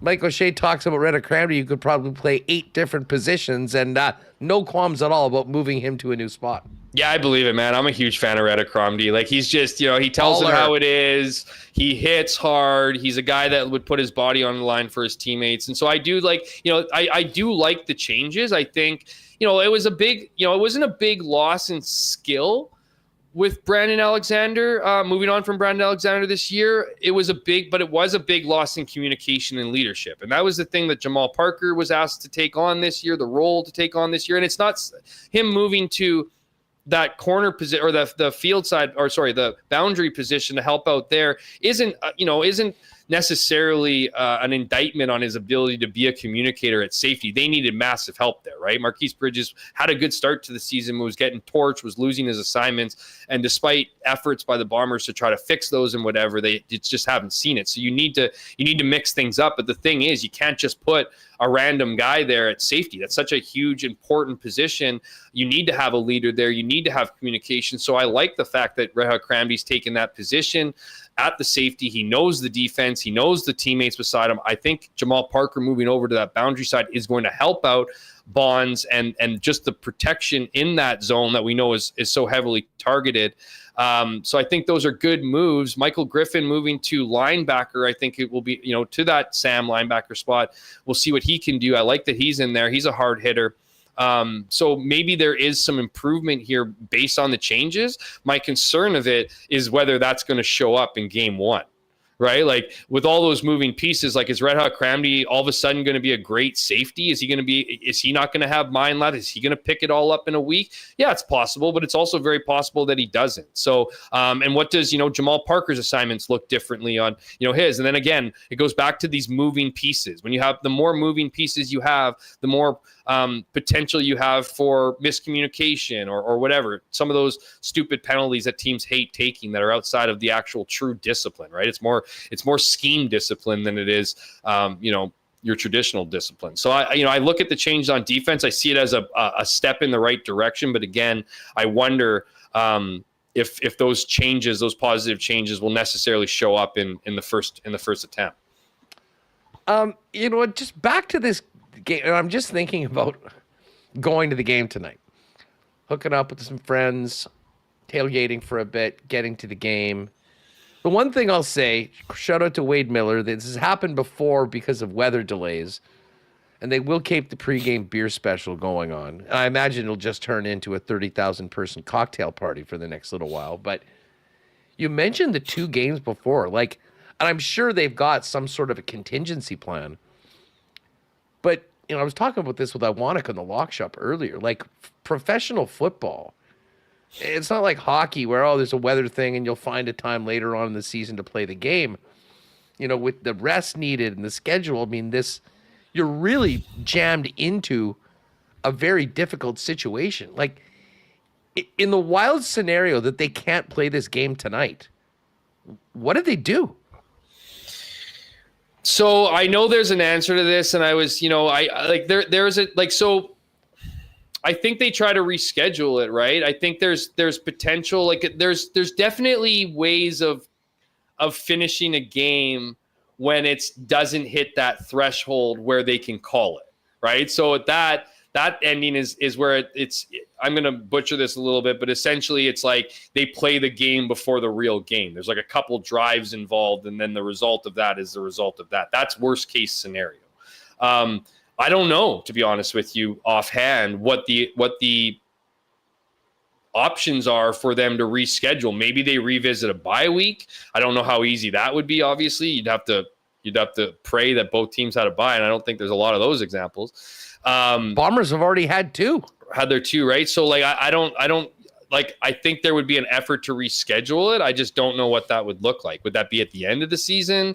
Would that be would there be potential for, if that didn't matter by the end of the year, they wouldn't play the game? Would they do that? I'm not 100% sure, to be honest with you. I'm sure there's some answer out there, but it's not at the top of my mind because it's just never been done. Even the Saskatchewan Calgary game, that was unprecedented, at least in modern era, right? I'm not saying that's never happened. You'd have to go back, throughout the history of this league, but I do think those things are last second. So I think with just given the circumstances here, Huss, with two games on Saturday and really no potential to make it a triple header, that they'll just wait this one out fully.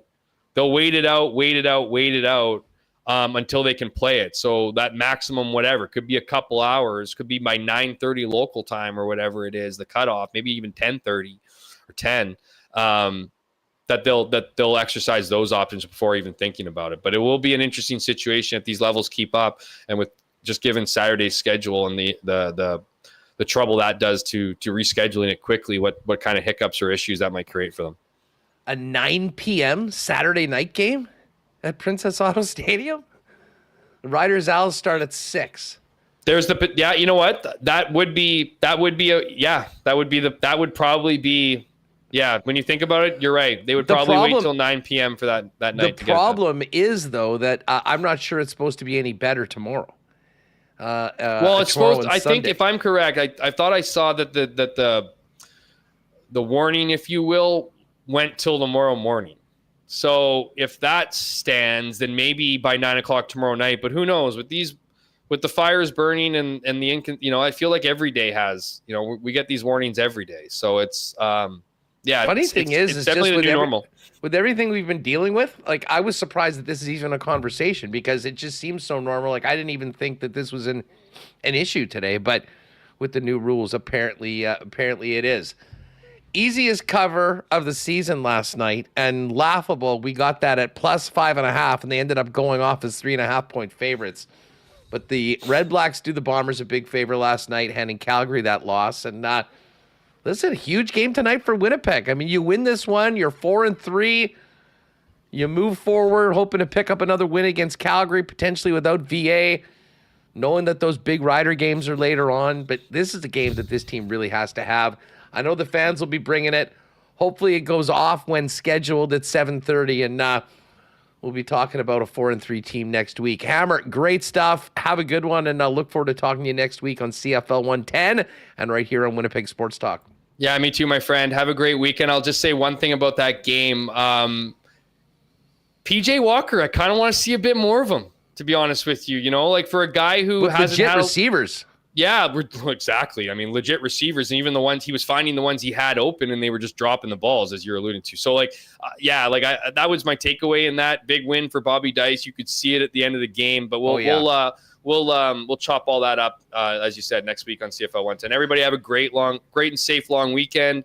Weather's supposed to be good. Hopefully that air quality fixes itself soon, and we get to see a game tonight. But everyone have a great and safe long weekend. Take it easy, dude. There's Jeff Hamilton at Jeff K. Hamilton on X, and of course in the pages of the Winnipeg Free Press. All right, we're going to have Hacksaw jump on, a quick update on the Manitoba Derby, and Marbles coming up in half an hour or so. Just before we get to Lee, shout out to our friends at Royal Sports. We've got a big, long weekend. This is a perfect time to pop in before the game tonight. Maybe you can get some new Bomber gear, new lid, jersey, hat.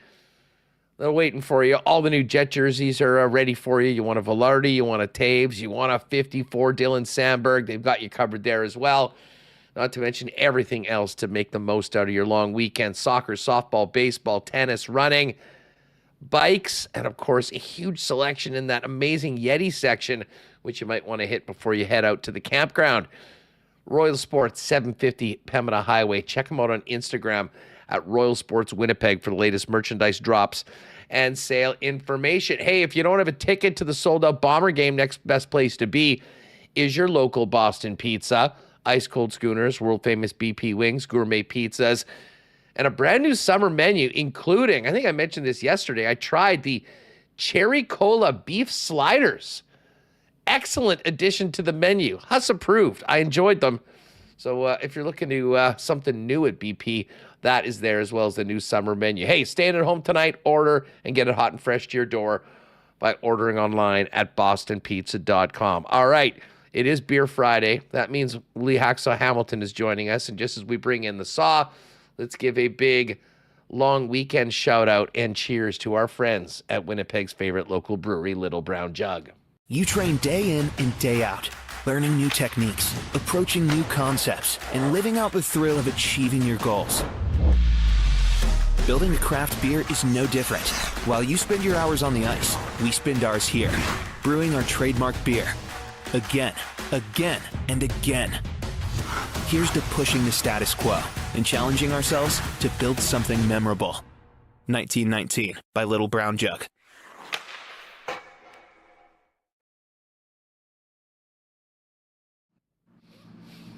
All right, we've got lots to talk to Hacksaw about. Big, busy Major League Baseball trade deadline. And of course, the NFL preseason is officially underway after last night's Hall of Fame game. Let's welcome in our pal Lee Hacksaw, Hamilton.com. Saw, great to see you. Now, are you raising the Jolly Roger on your shirt today? Is that a Pittsburgh Pirates shirt? I am right. Buccaneer Bruce. My gear is better than yours. Well, listen, I'm a fan of the Bucks gear. Don't get me wrong. I'm not sure that they're any more legitimate Major League Baseball team. Our pal Dan Kovacevic, who does DK Pittsburgh Sports, has covered the team for a long time. They do everything Pittsburgh sports.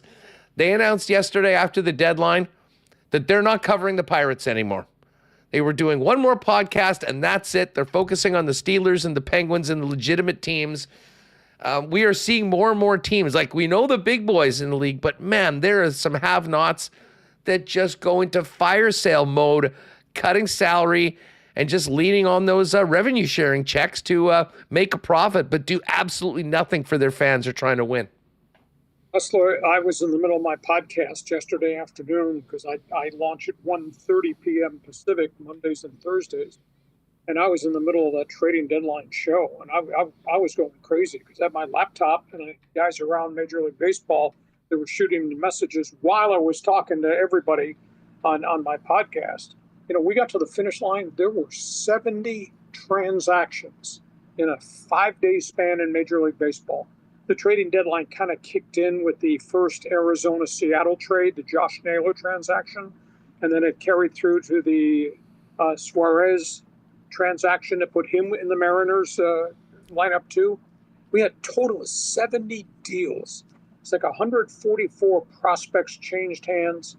I sat here and watched the general manager here traded the whole farm system away for the 4th time in 10 years. The Padres general manager, A.J. Preller, and he wound up, dealing away 14 players in all. And he's got a team that's in second place in the pennant race. So it was just absolutely stunning. And then we had big names. I mean, the Yankees rebuilt their pitching staff. The Mets rebuilt their bullpen. Detroit rebuilt their entire starting rotation. Detroit acquired 6 pitchers at the trade deadline. That's how desperate they are because things have really fallen apart there. And then, obviously, the fire sale in Arizona, the fire sale across the border from you in Minnesota, obviously what Pittsburgh did. There's no solution to this situation in baseball till the owners and the union come to an understanding about either luxury tax, not a salary cap, but a luxury tax, and what I call a floor to spending. Until we get to a floor to spending, because it works in every other sport, in the NBA, NHL, and NFL, you have a floor to spending because everybody's getting revenue share money. And if it mandates that that owner in Pittsburgh, that owner in Kansas City, that guy in Miami, Tampa, wherever, has to spend, say, a base of $140 million. Those products, those teams are not going to get better until those owners put more money in. And every second-tier free agent hustler that's on the open market November 1st, he'll look at Pittsburgh and Tampa and Miami because that's where his payday is going to come from. And you're going to get a whole siege of guys going somewhere, mid-level market to small market, because that's where the money's going to be because the owners are being mandated. When that happens, the product gets better. Everybody's in the wild card race. Attendance rockets. It's just not happening in New York or LA. It's happening every place else, and they're so excited. So they've got to find a way to solve this problem because, like you said, we're alluding to, there's a bunch of guys in fire sale mode for sure yesterday. Now, granted, they all picked up a ton of young guys, but you just can't be forever in rebuild with no end result. So baseball's got a huge problem they got to work on. Well, and the Pirates, they're getting criticized for. It's one thing to trade their players, but you're trading guys just to get rid of them. You're not even getting top 100 prospects back, and they're not moving forward at all. And what a tragedy! Paul Skeens, one of the most exciting young players, never mind pitchers, young players to enter the majors in a long, long time, goes out, is putting together a Cy Young worthy season right now, Lee.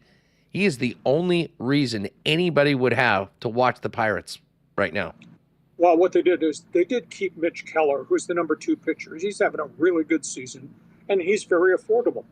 So at the end of the day, Pittsburgh's got some pieces. O'Neal Cruz is a really good player, very young. I mean, they've got some guys to build around, but you just can't keep trading everybody July 31st at the trade deadline, and it's just not there. I mean, it is. Look what Minnesota did. Minnesota. Granted, it hasn't worked out, but that was a salary dump with Carlos Correa.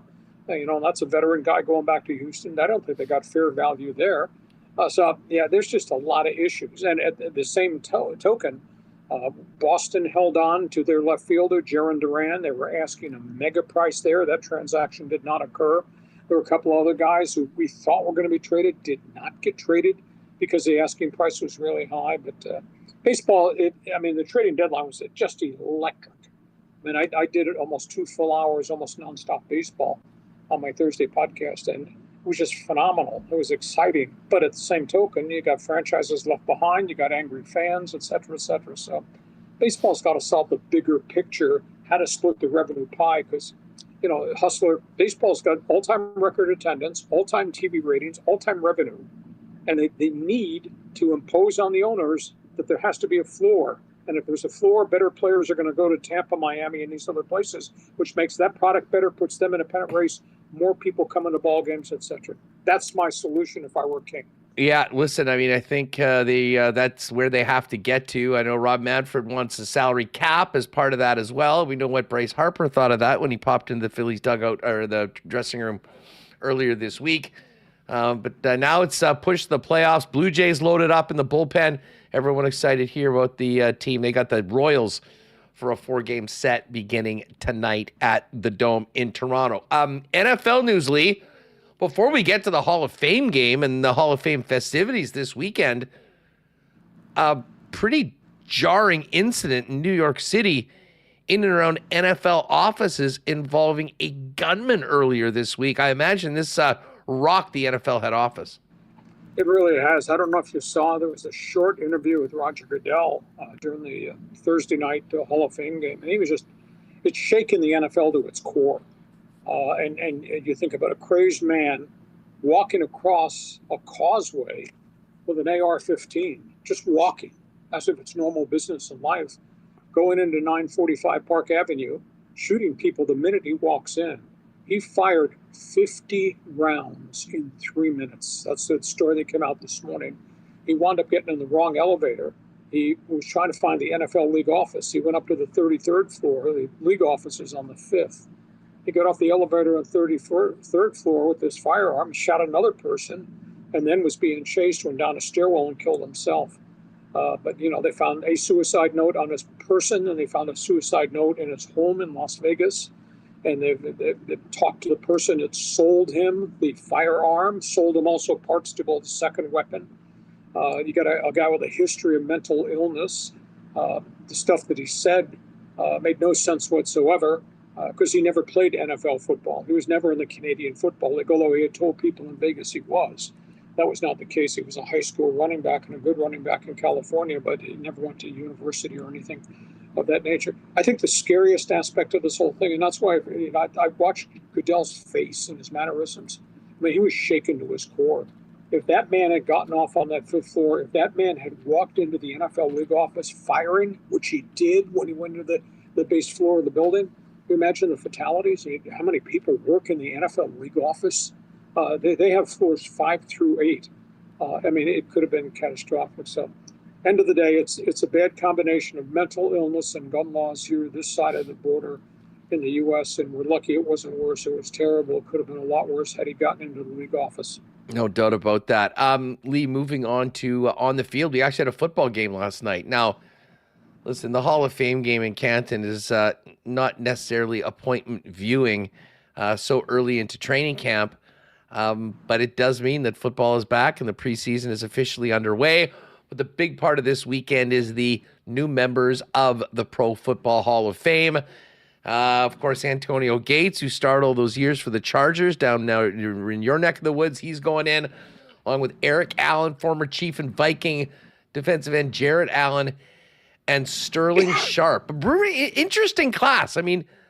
Certainly guys that I think are deserving of it, but maybe not quite the true superstars that you think of as Hall of Famers. I like to use the phrase, everybody comes from somewhere. Think about this. Antonio Gates never played college football. He was a 6'5" college basketball player and a pretty good one. But he wanted to play in the NFL. So he gets signed by the San Diego Chargers. And he comes here and has 955 receptions in a 16-year career. Ton of touchdown passes, big, physical, always answered the bell. He came from Kent State, out of football power, and he didn't play college football. So everybody comes from somewhere. His somewhere was Kent. Jared Allen is kind of a free spirit. If he wasn't doing this, he'd be surfing or mountain climbing, whatever. He came from tiny Idaho State, Big Sky Conference, 1AA football. It's not even on the road map in Pocatello. And he's going to the Pro Football Hall of Fame. 136 quarterback sacks. You talk about high energy motor, ran all the time. Self-made man. And he came from a tough background, and he was in trouble, and he had alcohol issues, and he came out of it, and he became just a hell of a player. Obviously, Eric Allen, who's from here, from San Diego, illustrious career as kind of a cover corner with the Eagles, New Orleans, Raiders. NFL record, he took 8 interceptions back for touchdowns over the course of his career. Fine guy.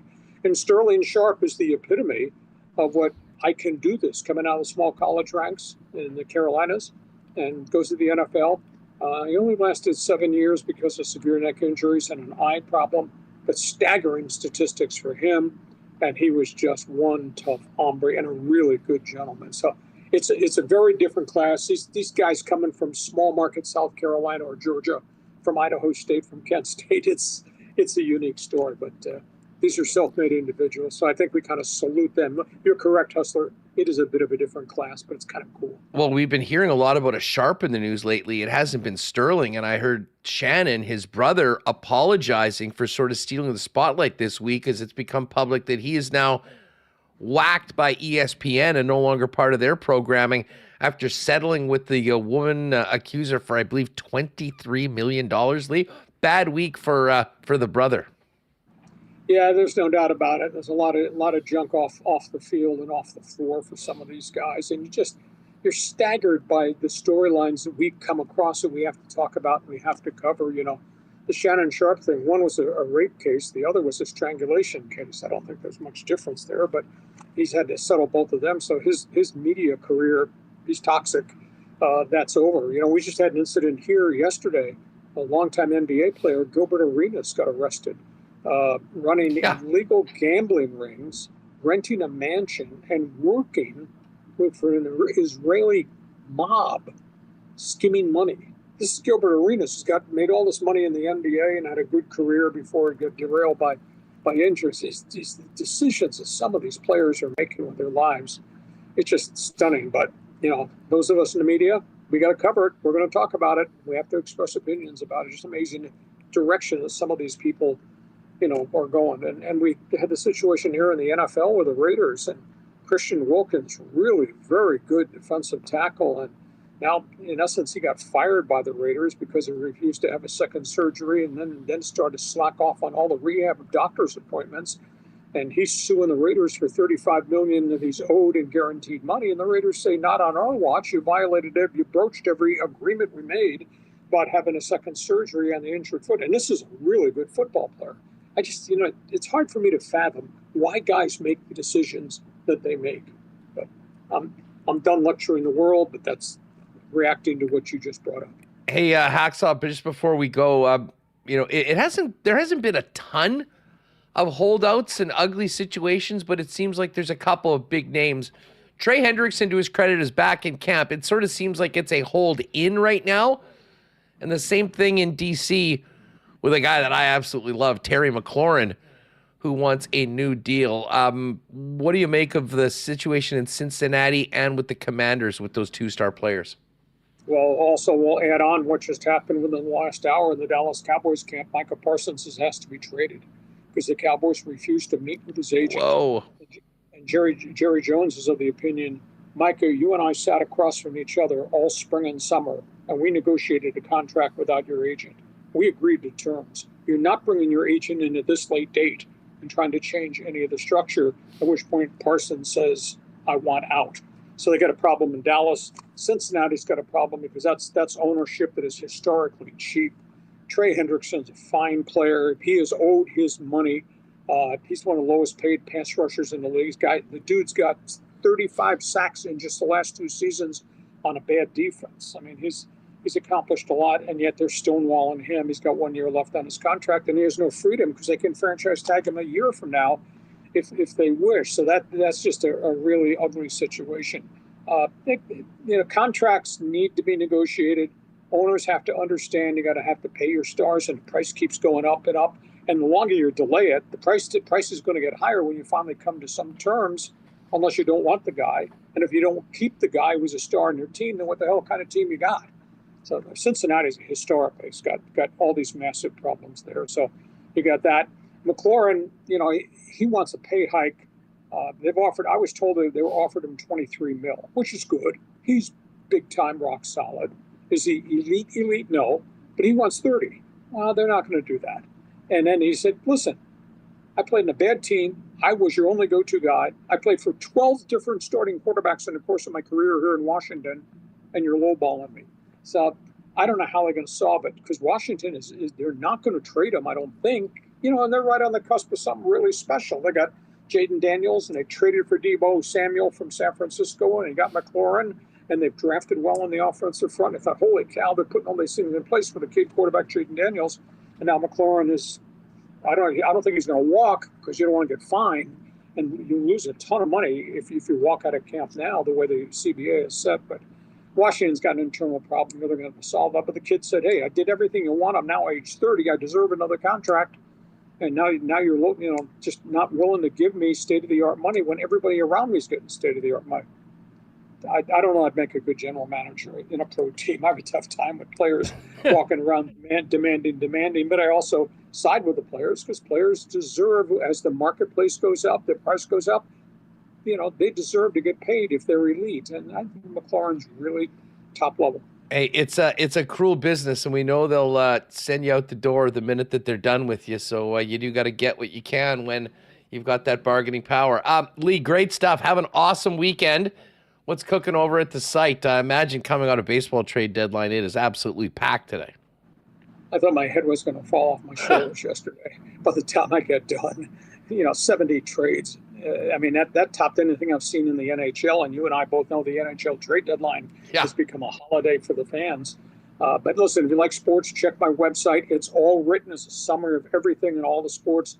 LeeHacksawHamilton.com. Check it first thing every morning. And when you're done watching this guy, north of the border, go to my YouTube channel, see what we did yesterday. We do it Mondays and Thursdays at 1:30 p.m. Pacific. Lee Hacksaw Hamilton Sports. Have a great weekend, pal. Thanks for doing this. 1919 to you. And by the way, my shirt's better than yours. Hey, raise the Jolly Roger. Raise the Jolly Roger. Thanks, Lee.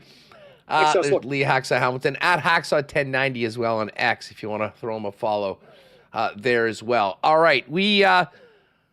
Marbles is open. Marbles registration is open right now. If you've just been listening and not paying attention, get in there right now. Put an exclamation mark Marbles in the chat. We'll get to that in about 10 minutes or so. Quick golf update for Breezy Bend Country Club. By the way, hit up ManitobaOpen.com for more information on getting that final team in the Pro-Am tournament, as well as volunteering information and sponsorship opportunity for the tournament. Can't wait to get to Breezy Bend later on in August to do live shows from the Manitoba Open. Max Meisner, Sungjae Im, Cam Young, Aaron Rai, all tied at 12 under at the Wyndham Championship. Other top players, Mark Hubbard at 11, Nico Echeverria and Alex Noren at 10-1, and a group at 9, including Chris Kirk and yesterday's leader, first-round leader, Joel Damon. What else do we need to do? Oh, we obviously have to give a shout-out to the Gold Eyes and wish them luck as they begin their road trip in Milwaukee against the Milkmen. Fish struggling lately, to say the least. Looking to put some wins together on the road and get back here at the end of next week for some more home cooking and hopefully some wins at Blue Cross Park. Go to goldeyes.com, 982 base for ticket information and to get locked in for some great Gold-Eyes baseball later on this summer. And of course, a big thanks to our friends at Assiniboia Downs. And this weekend is August long weekend, which means it's Manitoba Derby time to get us ready for the biggest race of the year in horse racing in Manitoba Monday night. Let's bring in our pal, the legend himself, Darren Dunn from Assiniboia Downs. Double D, how are you? Great to have you back on the Winnipeg Sports Talk. Great to be back. Couldn't be more excited.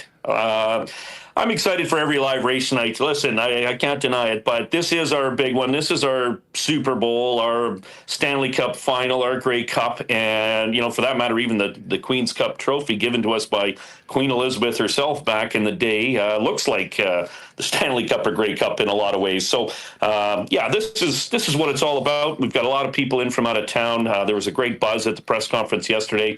8-horse field, so size-wise, I'm thrilled, and some other great stakes races. It's going to be an action-packed night of racing, and when you think about the fact that we're running the Manitoba Derby, the best 3-year-olds on the ground, then we have the Harvey Warner Manitoba Mile, which is the best older males on the ground, then we have the Escape Clause, the best older females on the ground. What it all comes together to say is the absolute best, fastest, strongest, most expensive horses are all aligned to run on the same night. You know what? Just before we get to it, I just want to ask you about it. I mean, I've been up the track. We've been making our picks every day.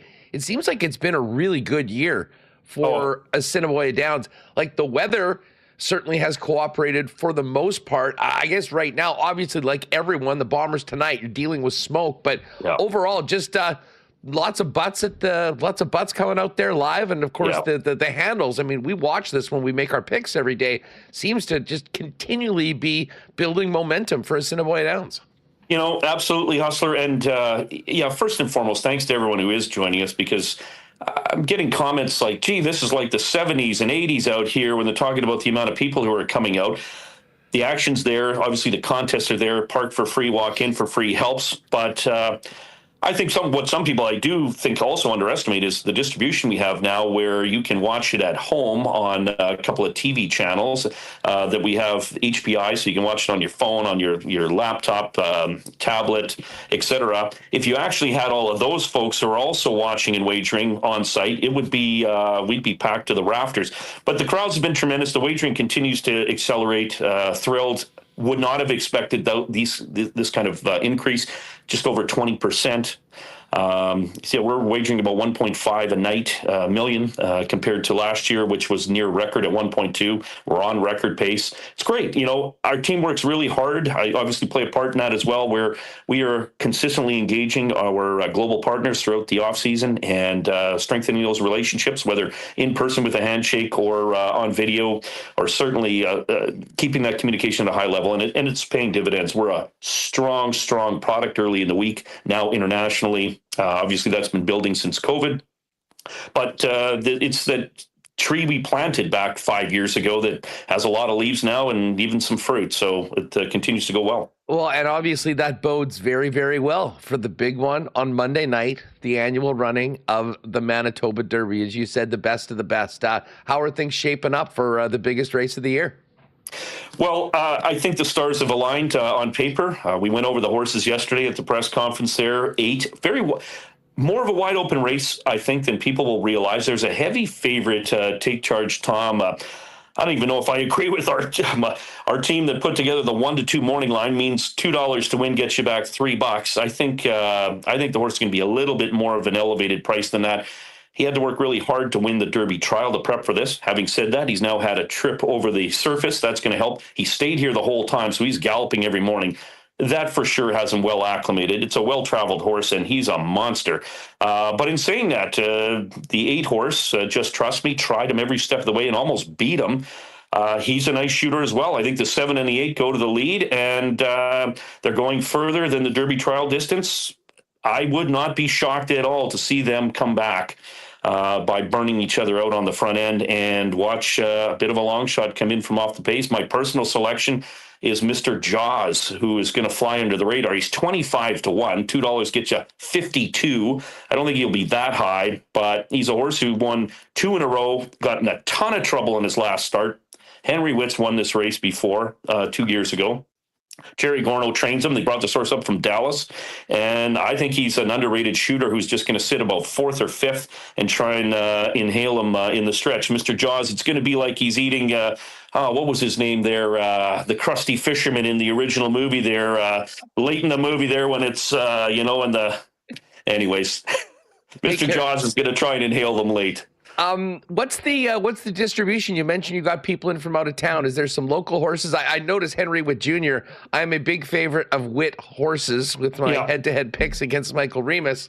Fill us in on local horses and where are the other contenders coming in from? You know what? I'll quickly go through them. The one horse is from Alberta. The 2 horse was purchased out of Kentucky, is now locally owned, but is a recent arrival from Churchill Downs. The 3, Mr. Jaws, Dallas, Lone Star Park in Texas. The 4 comes in from Alberta, bought out of Kentucky. 5 has been here all season. War is Hell. Maldini is a Woodbine, recent Woodbine purchase, been racing in Toronto. So we got an Eastern horse coming in. The 7, Take Charge Tom, has been based out of Texas and New Mexico. He came up and took that prep, but he's a Southern-based horse owned by Alberta Connections. And then Just Trust Me is really a horse out of Phoenix who's been here all season. So total folklorama, kaleidoscope of places. I don't think we've had a mix like this in a long time where there's been such a representation from such broad markets. What's the process for the horses to be in? I mean, how do you qualify, and how do you determine who from the local field is able to go in, and obviously the other horses that want to test their wares at the 77th Derby? Yeah, it's a good question, and the process is as simple as you have to nominate your horse, which is identifying to our race office. You have a 3-year-old from anywhere in the world, technically, but let's be realistic, North America, that you are intending to consider going in the race. Nominations close on a certain day, and then that crystallizes the pool of horses then, and I think it was like about 40 horses who initially nominated. So those 40 and only those 40 technically go to the next level, which is actually entering on the day, which was Wednesday. So you declare that you want to run your horse. 8 out of those, let's say 40, made that declaration. They pay a fee to do that, and then they pay a fee to come and race on race day. In saying that, if it overfills, if you will, we can go only to a maximum of 12. So let's say 15 horses declared they wanted to run in the race. Then we go to earnings. What is the horse earned in the calendar year? And that can favor horses from abroad because they've generally, we start a little bit later. Some of these horses have been racing since, February, March, April, and earning money. So that's the process. You have to nominate, then declare and enter. And that's how we finished with 8. Well, now it's time for Winnipeggers and Manitobans to nominate themselves to be in attendance for the Manitoba Derby. I mean, it's been great crowds all night. Just fill people in. We're going to start it off at 7:30. You mentioned there's 2 other big-time stakes races before, and then obviously the run of the big one.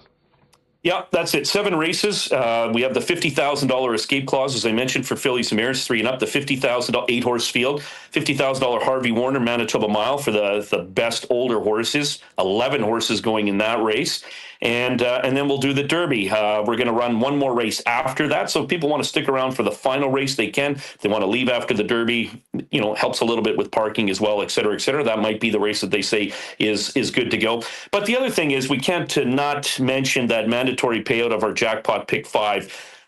Again, when I hate to overuse the term the stars align, but it doesn't usually happen this way, but we've been fortunate the last number of years. Again, very quickly, you got to pick 5 winners in a row on the 5 races we designate. If you're the single only lone person to do it, you take home the jackpot. If more than one person picks it, we pace them out, we carry over an amount. Well, 28 days later, as we go into day 28 Monday night, nobody has won it solely as a single ticket since the start of the season. So $465,000 in just cush money is going in, and with that global wagering, it's going to be $2 million. So literally, who wants to be a millionaire? If you pick 5 unique horses, you're actually going to be a multi-millionaire. You take home about $2 million. Having said that, if a bunch of people do it, we'll divide it all up and hopefully it pays well. But we're going to pay that out for sure. We got a $100,000 guarantee on our pick 4, picking 4 in a row. That pool is probably going to be $300,000, $400,000, $500,000.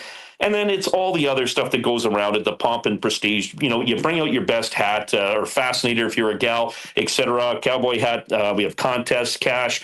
Derby sweepstakes, we're going to draw. There's 8 horses in the race. We're going to draw 8 people. They're each going to get $100 to win on the random horse they're paired with. They get to watch the Derby from the winner's circle and cheer like HELL for their horse, and they get the full payout then. And then family fun and for the kids. So, you know, the face painting, bouncy castles, a magician, all of that jazz. And park for free, walk for free. I know I sound like I'm shilling, but I can't help say all round there's something for everybody. And this is the one day that people tend to circle in their calendar and say, if I'm ever going to the Downs, do the Downs on Derby night. And we're set and ready and can't wait. We've got some beautiful weather on the horizon as well. I mean, it is, as I said, it's all shaping up to be another incredible Derby day out at the Downs. Monday night, 7:30 post time, asdowns.com for more information. And but you don't really need to do anything other than know it's free admission, it's free parking. Get your butt down there and be a part of the 77th running of the Derby. Double D, I look forward to seeing you out at the track for the Derby on Monday night. That's where you'll find me. Looking forward to saying hello to everybody. Thanks, brother. Appreciate it. Let's go. Yeah, Monday night, folks. The track is the place to be. We'll do Monday again on August 25th, but Tuesdays and Wednesdays throughout the month of August. But tomorrow, or this weekend, the big one, the Manitoba Derby. Hopefully we'll see some of you all out there for the biggest day of racing all season long here in the city. All right, Remo, if you want to wrap up the marbles, anyone? For you, yeah, I think everyone's put their entrance in, so we'll get that wrapped up. Throw me one in as well, if you could. Let's get to the Cool Bet lines before we get into making this weekend officially on with the marble race. What do we have here for the Canadian Football League tonight? The Bomber line. Bombers opened as 6.5-point favorites. I made my opinion quite clear. That was way too much. I would just take a win. Got to find a way to win. Bombers are minus 164 on the money line now. And the line has dropped from 6.5 all the way to 2.5, which is a good sign for the Bombers, because this year, every time, for the most part, a line, with the exception of last night for Ottawa, every time a line has had significant line movement one way, usually where it started was the place to get on it. So we'll see how this works. Bombers 2.5-point favorites tonight. The total is 50. Ticats still 3.5-point favorites on the road against the Elks tomorrow. It's a 2 p.m. game. And then the Saskatchewan Roughriders and Montreal Alouettes going at it. That line's been pretty solid all week long at 3. I did put together a WST parlay for tonight's game. As I said, I'm not touching the money line. I'm not touching the spread. Even at 2.5, I could see, listen, if the Bombers win this game, which obviously we all hope they do, I think it's going to be tight. I think it's going to be right down to the wire. So let's just Bombers find a way to win on the backs of these individuals. Brady Oliveira, 80-plus rushing yards. He had 81 last week and 13 carries. I think he sees the ball more this week. Nick Dembski, by far the most reliable receiver that's still left in the Bomber lineup. 50-plus receiving yards for Nick. Chris Streveler to get into the end zone at some point in this game. A Streveler anytime touchdown. And Bombers to win. We got that boosted up to 7-1. So Strev touchdown, Brady 80 yards rushing, Dembski 50 yards receiving. Bombers win plus 700. That is in the exclusives over on the side at coolbet.com. Let's see. We do have a for the community. Of course, the Sea Bears are at home tonight. The Gold Eyes are on the road in Milwaukee, and the Bombers are at home. Can we go 3 for 3 tonight? Well, if you do, we got a booster for you here tonight. Gold Eyes, Bombers, Sea Bears, all to win. Boosted to plus 365 from plus 315 if you want to go for the Winnipeg triple. I'm just looking to see. I did put together a SummerSlam parlay. There's a you can parlay SummerSlam? Listen, they're going to get it up. They're going to get it to a boost. It'll probably be somewhere in and around 5-1. I'm taking Cody Rhodes to beat John Cena. I'm taking CM Punk to beat Gunther. And Randy Orton and Jelly Roll to beat Logan Paul and his partner, who is Drew McIntyre. Oh yeah, Drew McIntyre, who, by the way, hasn't been able to get back into the United States for some reason. I'm not sure whether that's been rectified yet, but does that work? Well, you know what? You never know. You never know. Oh, I've just got the news. Maybe, and this might be up right now. Well, it is okay. The guys are just about to push it live, but it's going to be plus 481.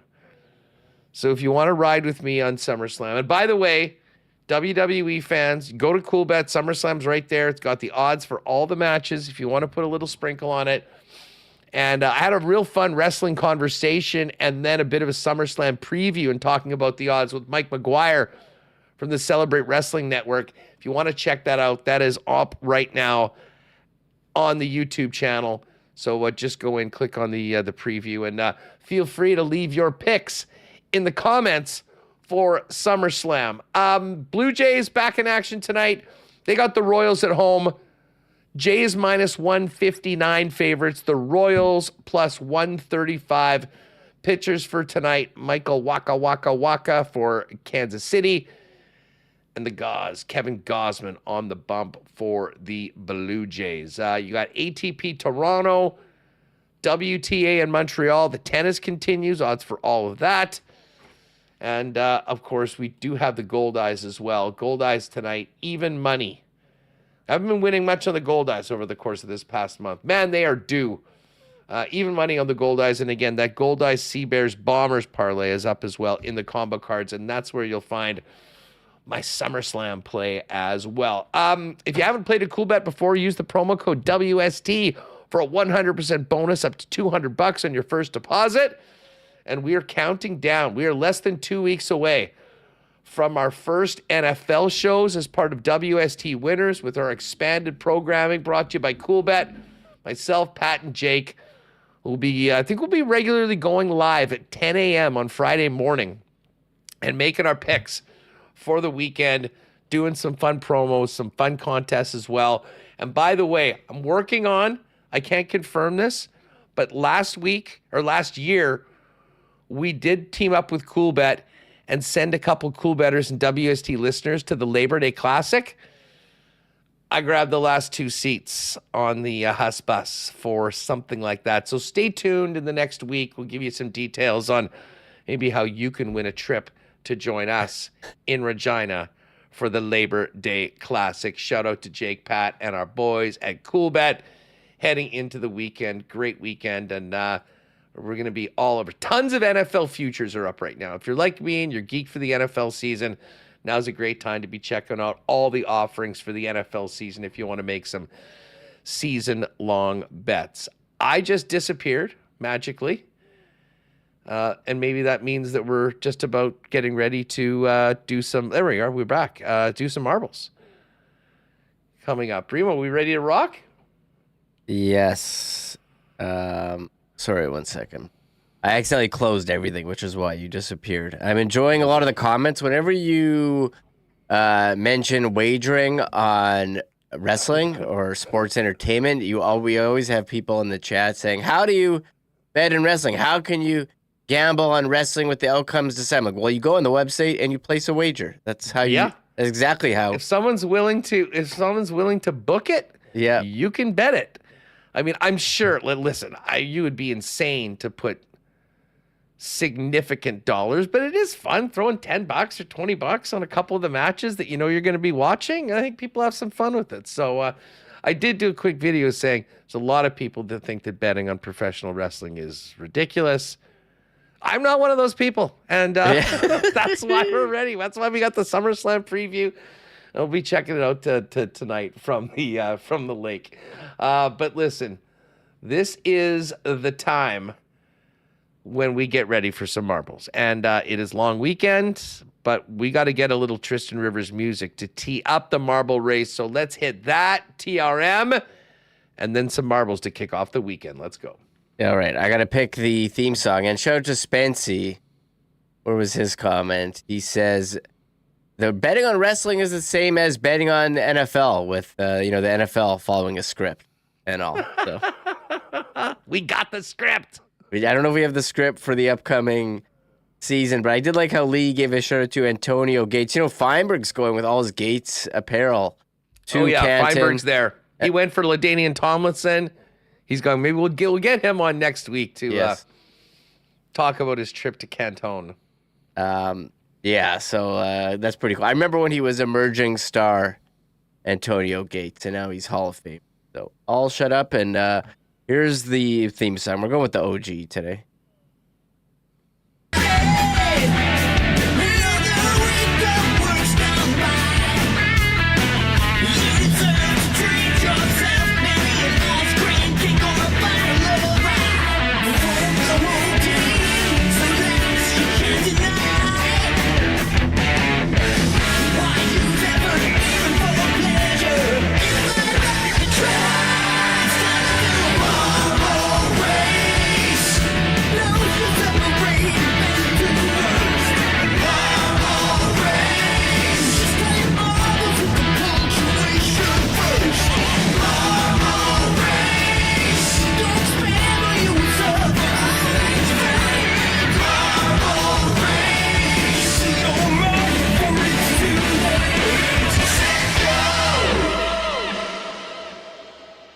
All right, let's do it.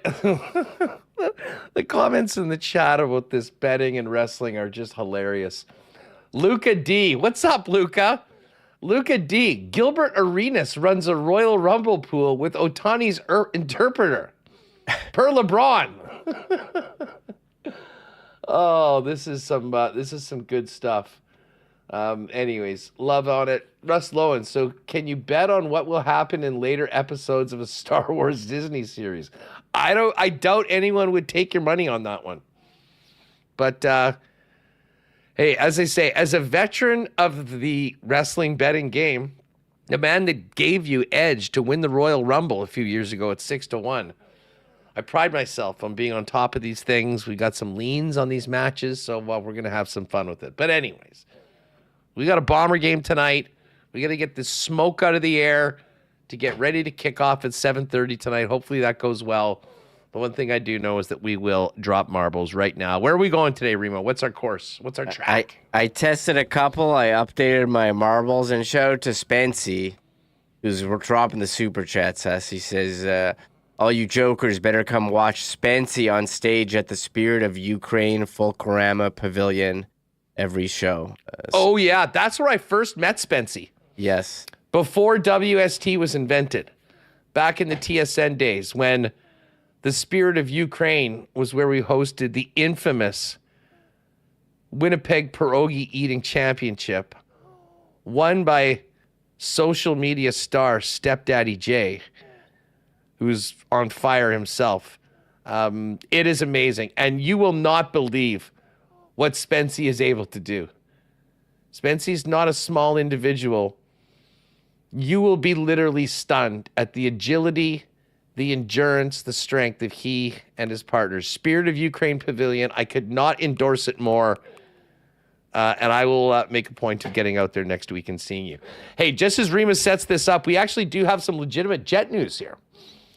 Which is from Ken Wee. Well, in the midst of talking about pierogies, Ukrainian dancing, betting on wrestling, and marble races, we actually do have something that might be of interest to you folks. Ken reporting 2 members of the Winnipeg Jets, Josh Morrissey and Mark Scheifele, along with 3 Manitobans, Mark Stone, Seth Jarvis, and Travis Sanheim, are among the 42 players invited to Canada's evaluation camp for the 2026 Olympics in Italy. So Scheifele part of the group that will be in consideration for it. I'll get together later on. He and Josh Morrissey, potential members of Team Canada, along with Winnipeggers Mark Stone and Seth Jarvis.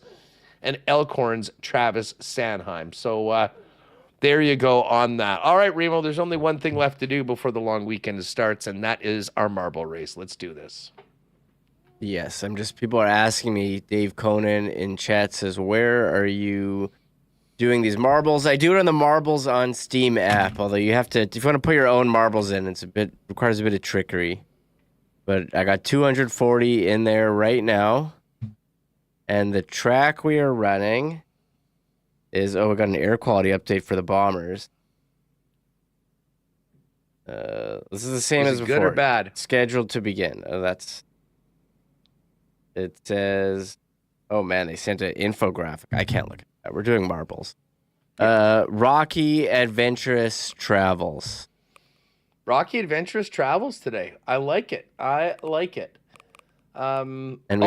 by the way, just while we're talking about marbles, I have had a couple of individuals who remembered last year that we did do some draft order marble races for some select fantasy football leagues.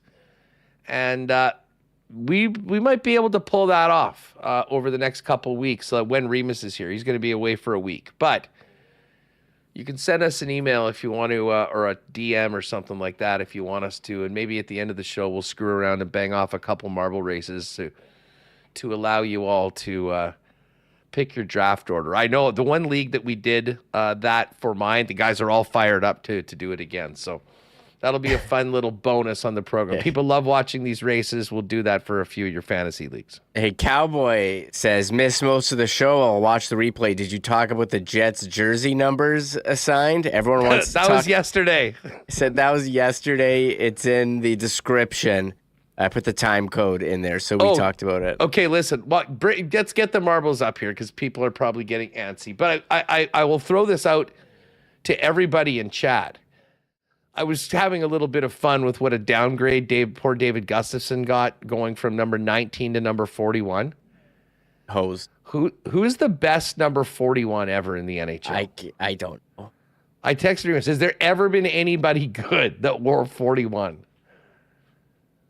Who'd you? I don't know. Do you want me to look right now? Well, no. I you know what? I'll look at it while we're doing this. But I'll give it to anyone before they look it up in chat. Who's been the best number 41? Maybe it's Gus. We'll see. All right, we got 240 marbles, folks. Winner gets a WST hoodie. Shout out to Shipman Associates for their great support of WST. And the best in promo products, of course, they are supplying the championship hoodies. Someone's going to get one. One of 240. Let's drop them at the Rocky Adventurous Travels track to kick off the long weekend. Let her go, Reem. Okay, you got some good answers there for 41. Jason Allison, Halak. Jason Allison's the best skater. That's a good one. Tebow was, I did think Tebow was, but I mean, Allison, he didn't always wear 41, did he? Tebow? I only remember Broncos Tebow. No. I mean, I'm talking about Jason Allison. Oh, I don't think so. What do we got here? Was Donnie he like Boy. 36? Donnie Boy. Daryl Selly, Tony Pop, Rip City Step. Eagle Eyes in the mix as well. Oh, Eagle Eyes just got popped. Sorry about that, Double E. Oh. We're starting to get too many marbles. People are getting... Oh, this is a bloodbath. Oh, you're done. Oh, I'm gone. Well, this is going to be one of these survival modes. Who can make it through? Too many marbles for this track, and a lot of guys just were victims of being in the wrong place at the wrong time. All right, there's still lots of marbles left, though. We did have 220. I think Tony Pop is looking pretty good. Donnie Boy. No, Tony Pop, it looks like Tony Pop and Donnie Boy right there. They're head-to-head. No, David Johnson and Tony Pop. Mr. V-Dub as well. Everybody's bunched up. This is anybody's race. If you're still in the race, if you didn't get top roped in the first 15 seconds, as all those marbles made it down. We're moving down here. Who do we got? We got Jet Oil Tom. We got Les Thompson. Mike Wynn. I don't think the Wynn Dog has ever won the marble race before. Wouldn't that be something? Oh, we got some more Turd Ferguson, Dunk Dynasty. They just got rocked. Bailey, the intern, in first place right now. What's up, Bailey? Sean Clark's right there. David Asplund. The SMA. There it is, the SMA. SMA coming in first. This is quite the track ream, I will say that. Drew Doughty. Doughty's always a popular member of the chat. Whoa. Oh my God. Now people are getting nuked out if they hit the wrong thing. This is tough. Although someone got nuked ahead. Amanda? Come on. If this happens again, Amanda will without a doubt be the luckiest marble racer in the history of WST, but not that lucky. She just got top roped or thrown backwards. And look who's back, Donnie Boy. After all of that, Donnie Boy has found his way. But someone just got thrown. Okay, Donnie Boy's there. Comet, I think. This is one hell of a finish. Someone else just got in. Oh, at the end. At the end, Donnie Boy got... No. Who's that? Who's first? Walk with Vince snuck in there.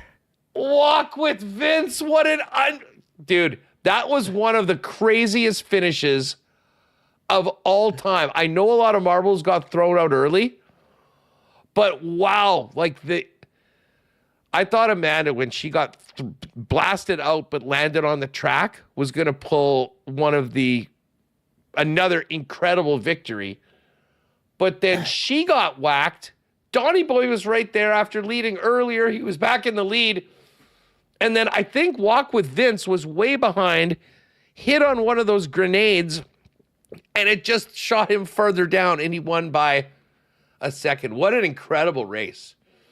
Walk with Vince 220, your winner today. Vince, hit us up, winnipegsportstalk@gmail.com. Let me know your hoodie size, and we'll hit you up next week when I'm back after the weekend, and we'll get you set up. What a race. Look at the time between Walk with Vince at 1 and Donnie Boy. The difference is like under 0.2 seconds, like 0.17. Yeah. Is that what it is? Absolutely nuts. Okay, your top 10. Walk with Vince. 2. Incredible victory. Our buddy Donnie Boy, who I still can't believe was not able to hang on, but sometimes just, the marbles don't cooperate. Cupid, 3rd place. Slow time for Cupid. We'll be getting ready for February and their big day on February 14th. Luca D, active in the chat. Been working hard this offseason. He's in 4th. Lulu M, 5th. MC Stormy, 6th. 7 is No Phil's Dino. Mark in at 6th. David Asplund, 9th. And Dennis M is your top 10. We can roll them down now. CFL 60 OG at 11. T. Will, nicely done. Bailey the intern at 14. Oh, JBM. That's Jake's best finish ever. He was at 16th today. Snuka 2002. I bet that's a wrestling fan. Boring Sean Monahan at 20. Who else do we have there? There's Ryan Kibbins. Sent me a message. Enjoyed the Wheeler interview yesterday. There's Big Uke. What's up, Big Uke? Ken 007. Rick Benson. We got Drusman. We've got Bravo Bry. Oh, I've got a funny story about Bravo Bry. Trying to contact him earlier this week. I'll tell it right at the end of this one. There's Amanda, 42nd. Almost an unprecedented 4th victory. Bingo Bango. There's Lego Guy. Rip City Step. There's Duck Dad. What's up, Duck Dad? Bardo, Les Thompson, Chris Vermette made it across, and Schickster, the final successful marble. Everybody else got done. Just quickly as we're out, for Bravo Bry, you'll get a kick out of this, Remis. I'm driving back from picking up some food earlier this week, and I wanted to just check in with Bravo Bry and see what he's in. And I thought that his name was in my phone as Bravo Bry, but it's actually his real name. But I was testing the voice texting because I was in the car, and I said, "Hey Siri, text Bravo Bry. And said, what do you want to say? And I just said something like, dude, how's your summer going? We got to catch up. Send? Yeah, no problem. Well, because I did it by voice text and said Bravo Bry, it actually sent that message to a girl named Bree that was in my phone. And I didn't see this. And I get this back, and I haven't talked to her for a bit. She's like, dude, it's going good. And then a very awkward conversation that said, listen, honestly, I wasn't trying to text you.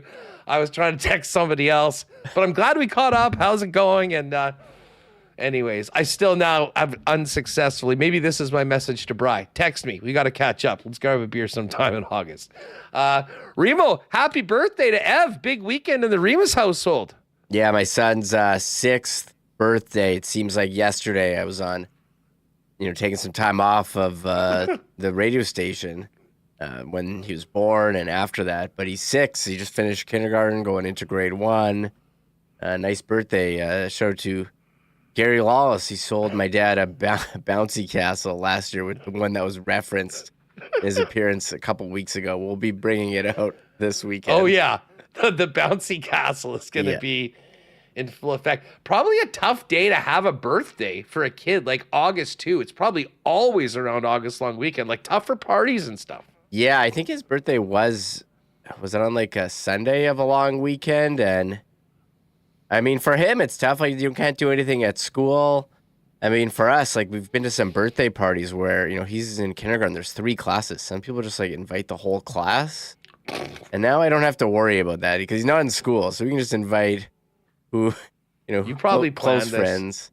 Actually, so it's actually there's no way you planned it. I think for kids, like, it's kind of disappointing. Like, you don't have it in school and they can't, like, you don't get to go to school on your birthday. But for us, it's fine. We've done it during the week before. Yeah, you can't roll the bouncy castle outside for the kids if your birthday's in February. No, you cannot. So it's all we've done his birthday outside. I think every year we've never had any bad weather. So we always plan, hey, we're going to do an outside birthday in our backyard or at the beach. And, we've been successful. So I'm going to knock on wood here and I think the weather should be good tomorrow, but it's the air quality that's been concerned. Oh, man, the chat's having some fun. Waiters, get Bree on the show. Westman, get Bree a marble. Oh, my Mike God. Cochran, the new, you up, you out? Hey, just... Oh, my God, that's funny. And good cover story, Hassel. There's nothing to cover for. It was a mistake. And Andrew Haleko, Jason Jaffrey wore 41 with the Jets in 2011-12. It's a good one. Our pal Jaffs. Yeah. You know what? You always want to you strike up a conversation with someone in your context by sending a message to somebody else. There's confusion, and then just take it from there. All about opening up the convo. Yeah, the number 41. Someone did say Stu Barnes. He did wear it with Buffalo for a number of seasons. I was thinking, yeah, but he was 14 all along. Like, yeah.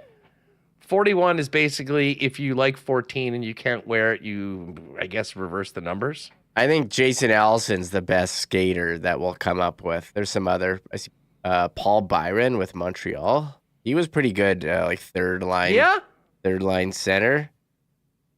Like a guy who regular. I think Jason Allison. I don't think we're doing better than that. Who's not a goalie. Like, you don't think you can compare goalies to skaters. Like Craig Anderson was also 41. This guy. Did Pat Maroon wear 41? I mean, maybe. Pat Maroon played for every team in the league, so I'm sure at some point he's worn like half the numbers. Brent Gilchrist wore 41 for a while. With Dallas? With Dallas, Detroit, Nashville, Minnesota, Edmonton, Montreal. From Moose Jaw, I remember we had him on. I called him once, and he came on with Rick. I remember he was all right, and yes, Jason Jaffrey. There's a number of players on here. A lot of them, it's usually when someone else takes your number, you go, oh, well, I guess I'll go 41. But not many people with the regular 41 for like multiple years over multiple teams. You know what I want to find now, Reem? A 19 Gustafson. The jersey. Like I want to get a game worn Gus from 19, and everyone is going to have a 19 Taves, and they'll be like, hey, don't forget about the Gus bus, the guy that made this all possible by giving up his number. So we'll see. Anyways, listen, have a great weekend, everybody. Folklorama getting going. Spency, Spirit of Ukraine next week. I hope you check that out. Monday, Manitoba Derby. And of course, tonight, Bombers and Argos. Thanks again to all of our sponsors that make the show happen each and every day. And everyone of you, especially those of you that still hung around till the end with the nonsense of the last half hour after business has been taken care of. Hopefully we'll see you all at the Bomber game tonight. Enjoy SummerSlam for those of you that observe.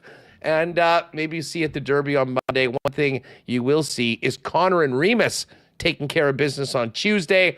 I will be back on Wednesday after an extra day on the end of the long weekend. Looking forward to it. For Michael Remis, I'm Andrew Paterson. Enjoy August long weekend. Go Blue, and we'll see you next week on Winnipeg Sports Talk. Oh my God! Oh! Shut it down! Let's go home! Thanks for tuning in to Winnipeg Sports Talk Daily. Make sure to subscribe on YouTube and your favorite podcast feed at winnipegsportstalk.com.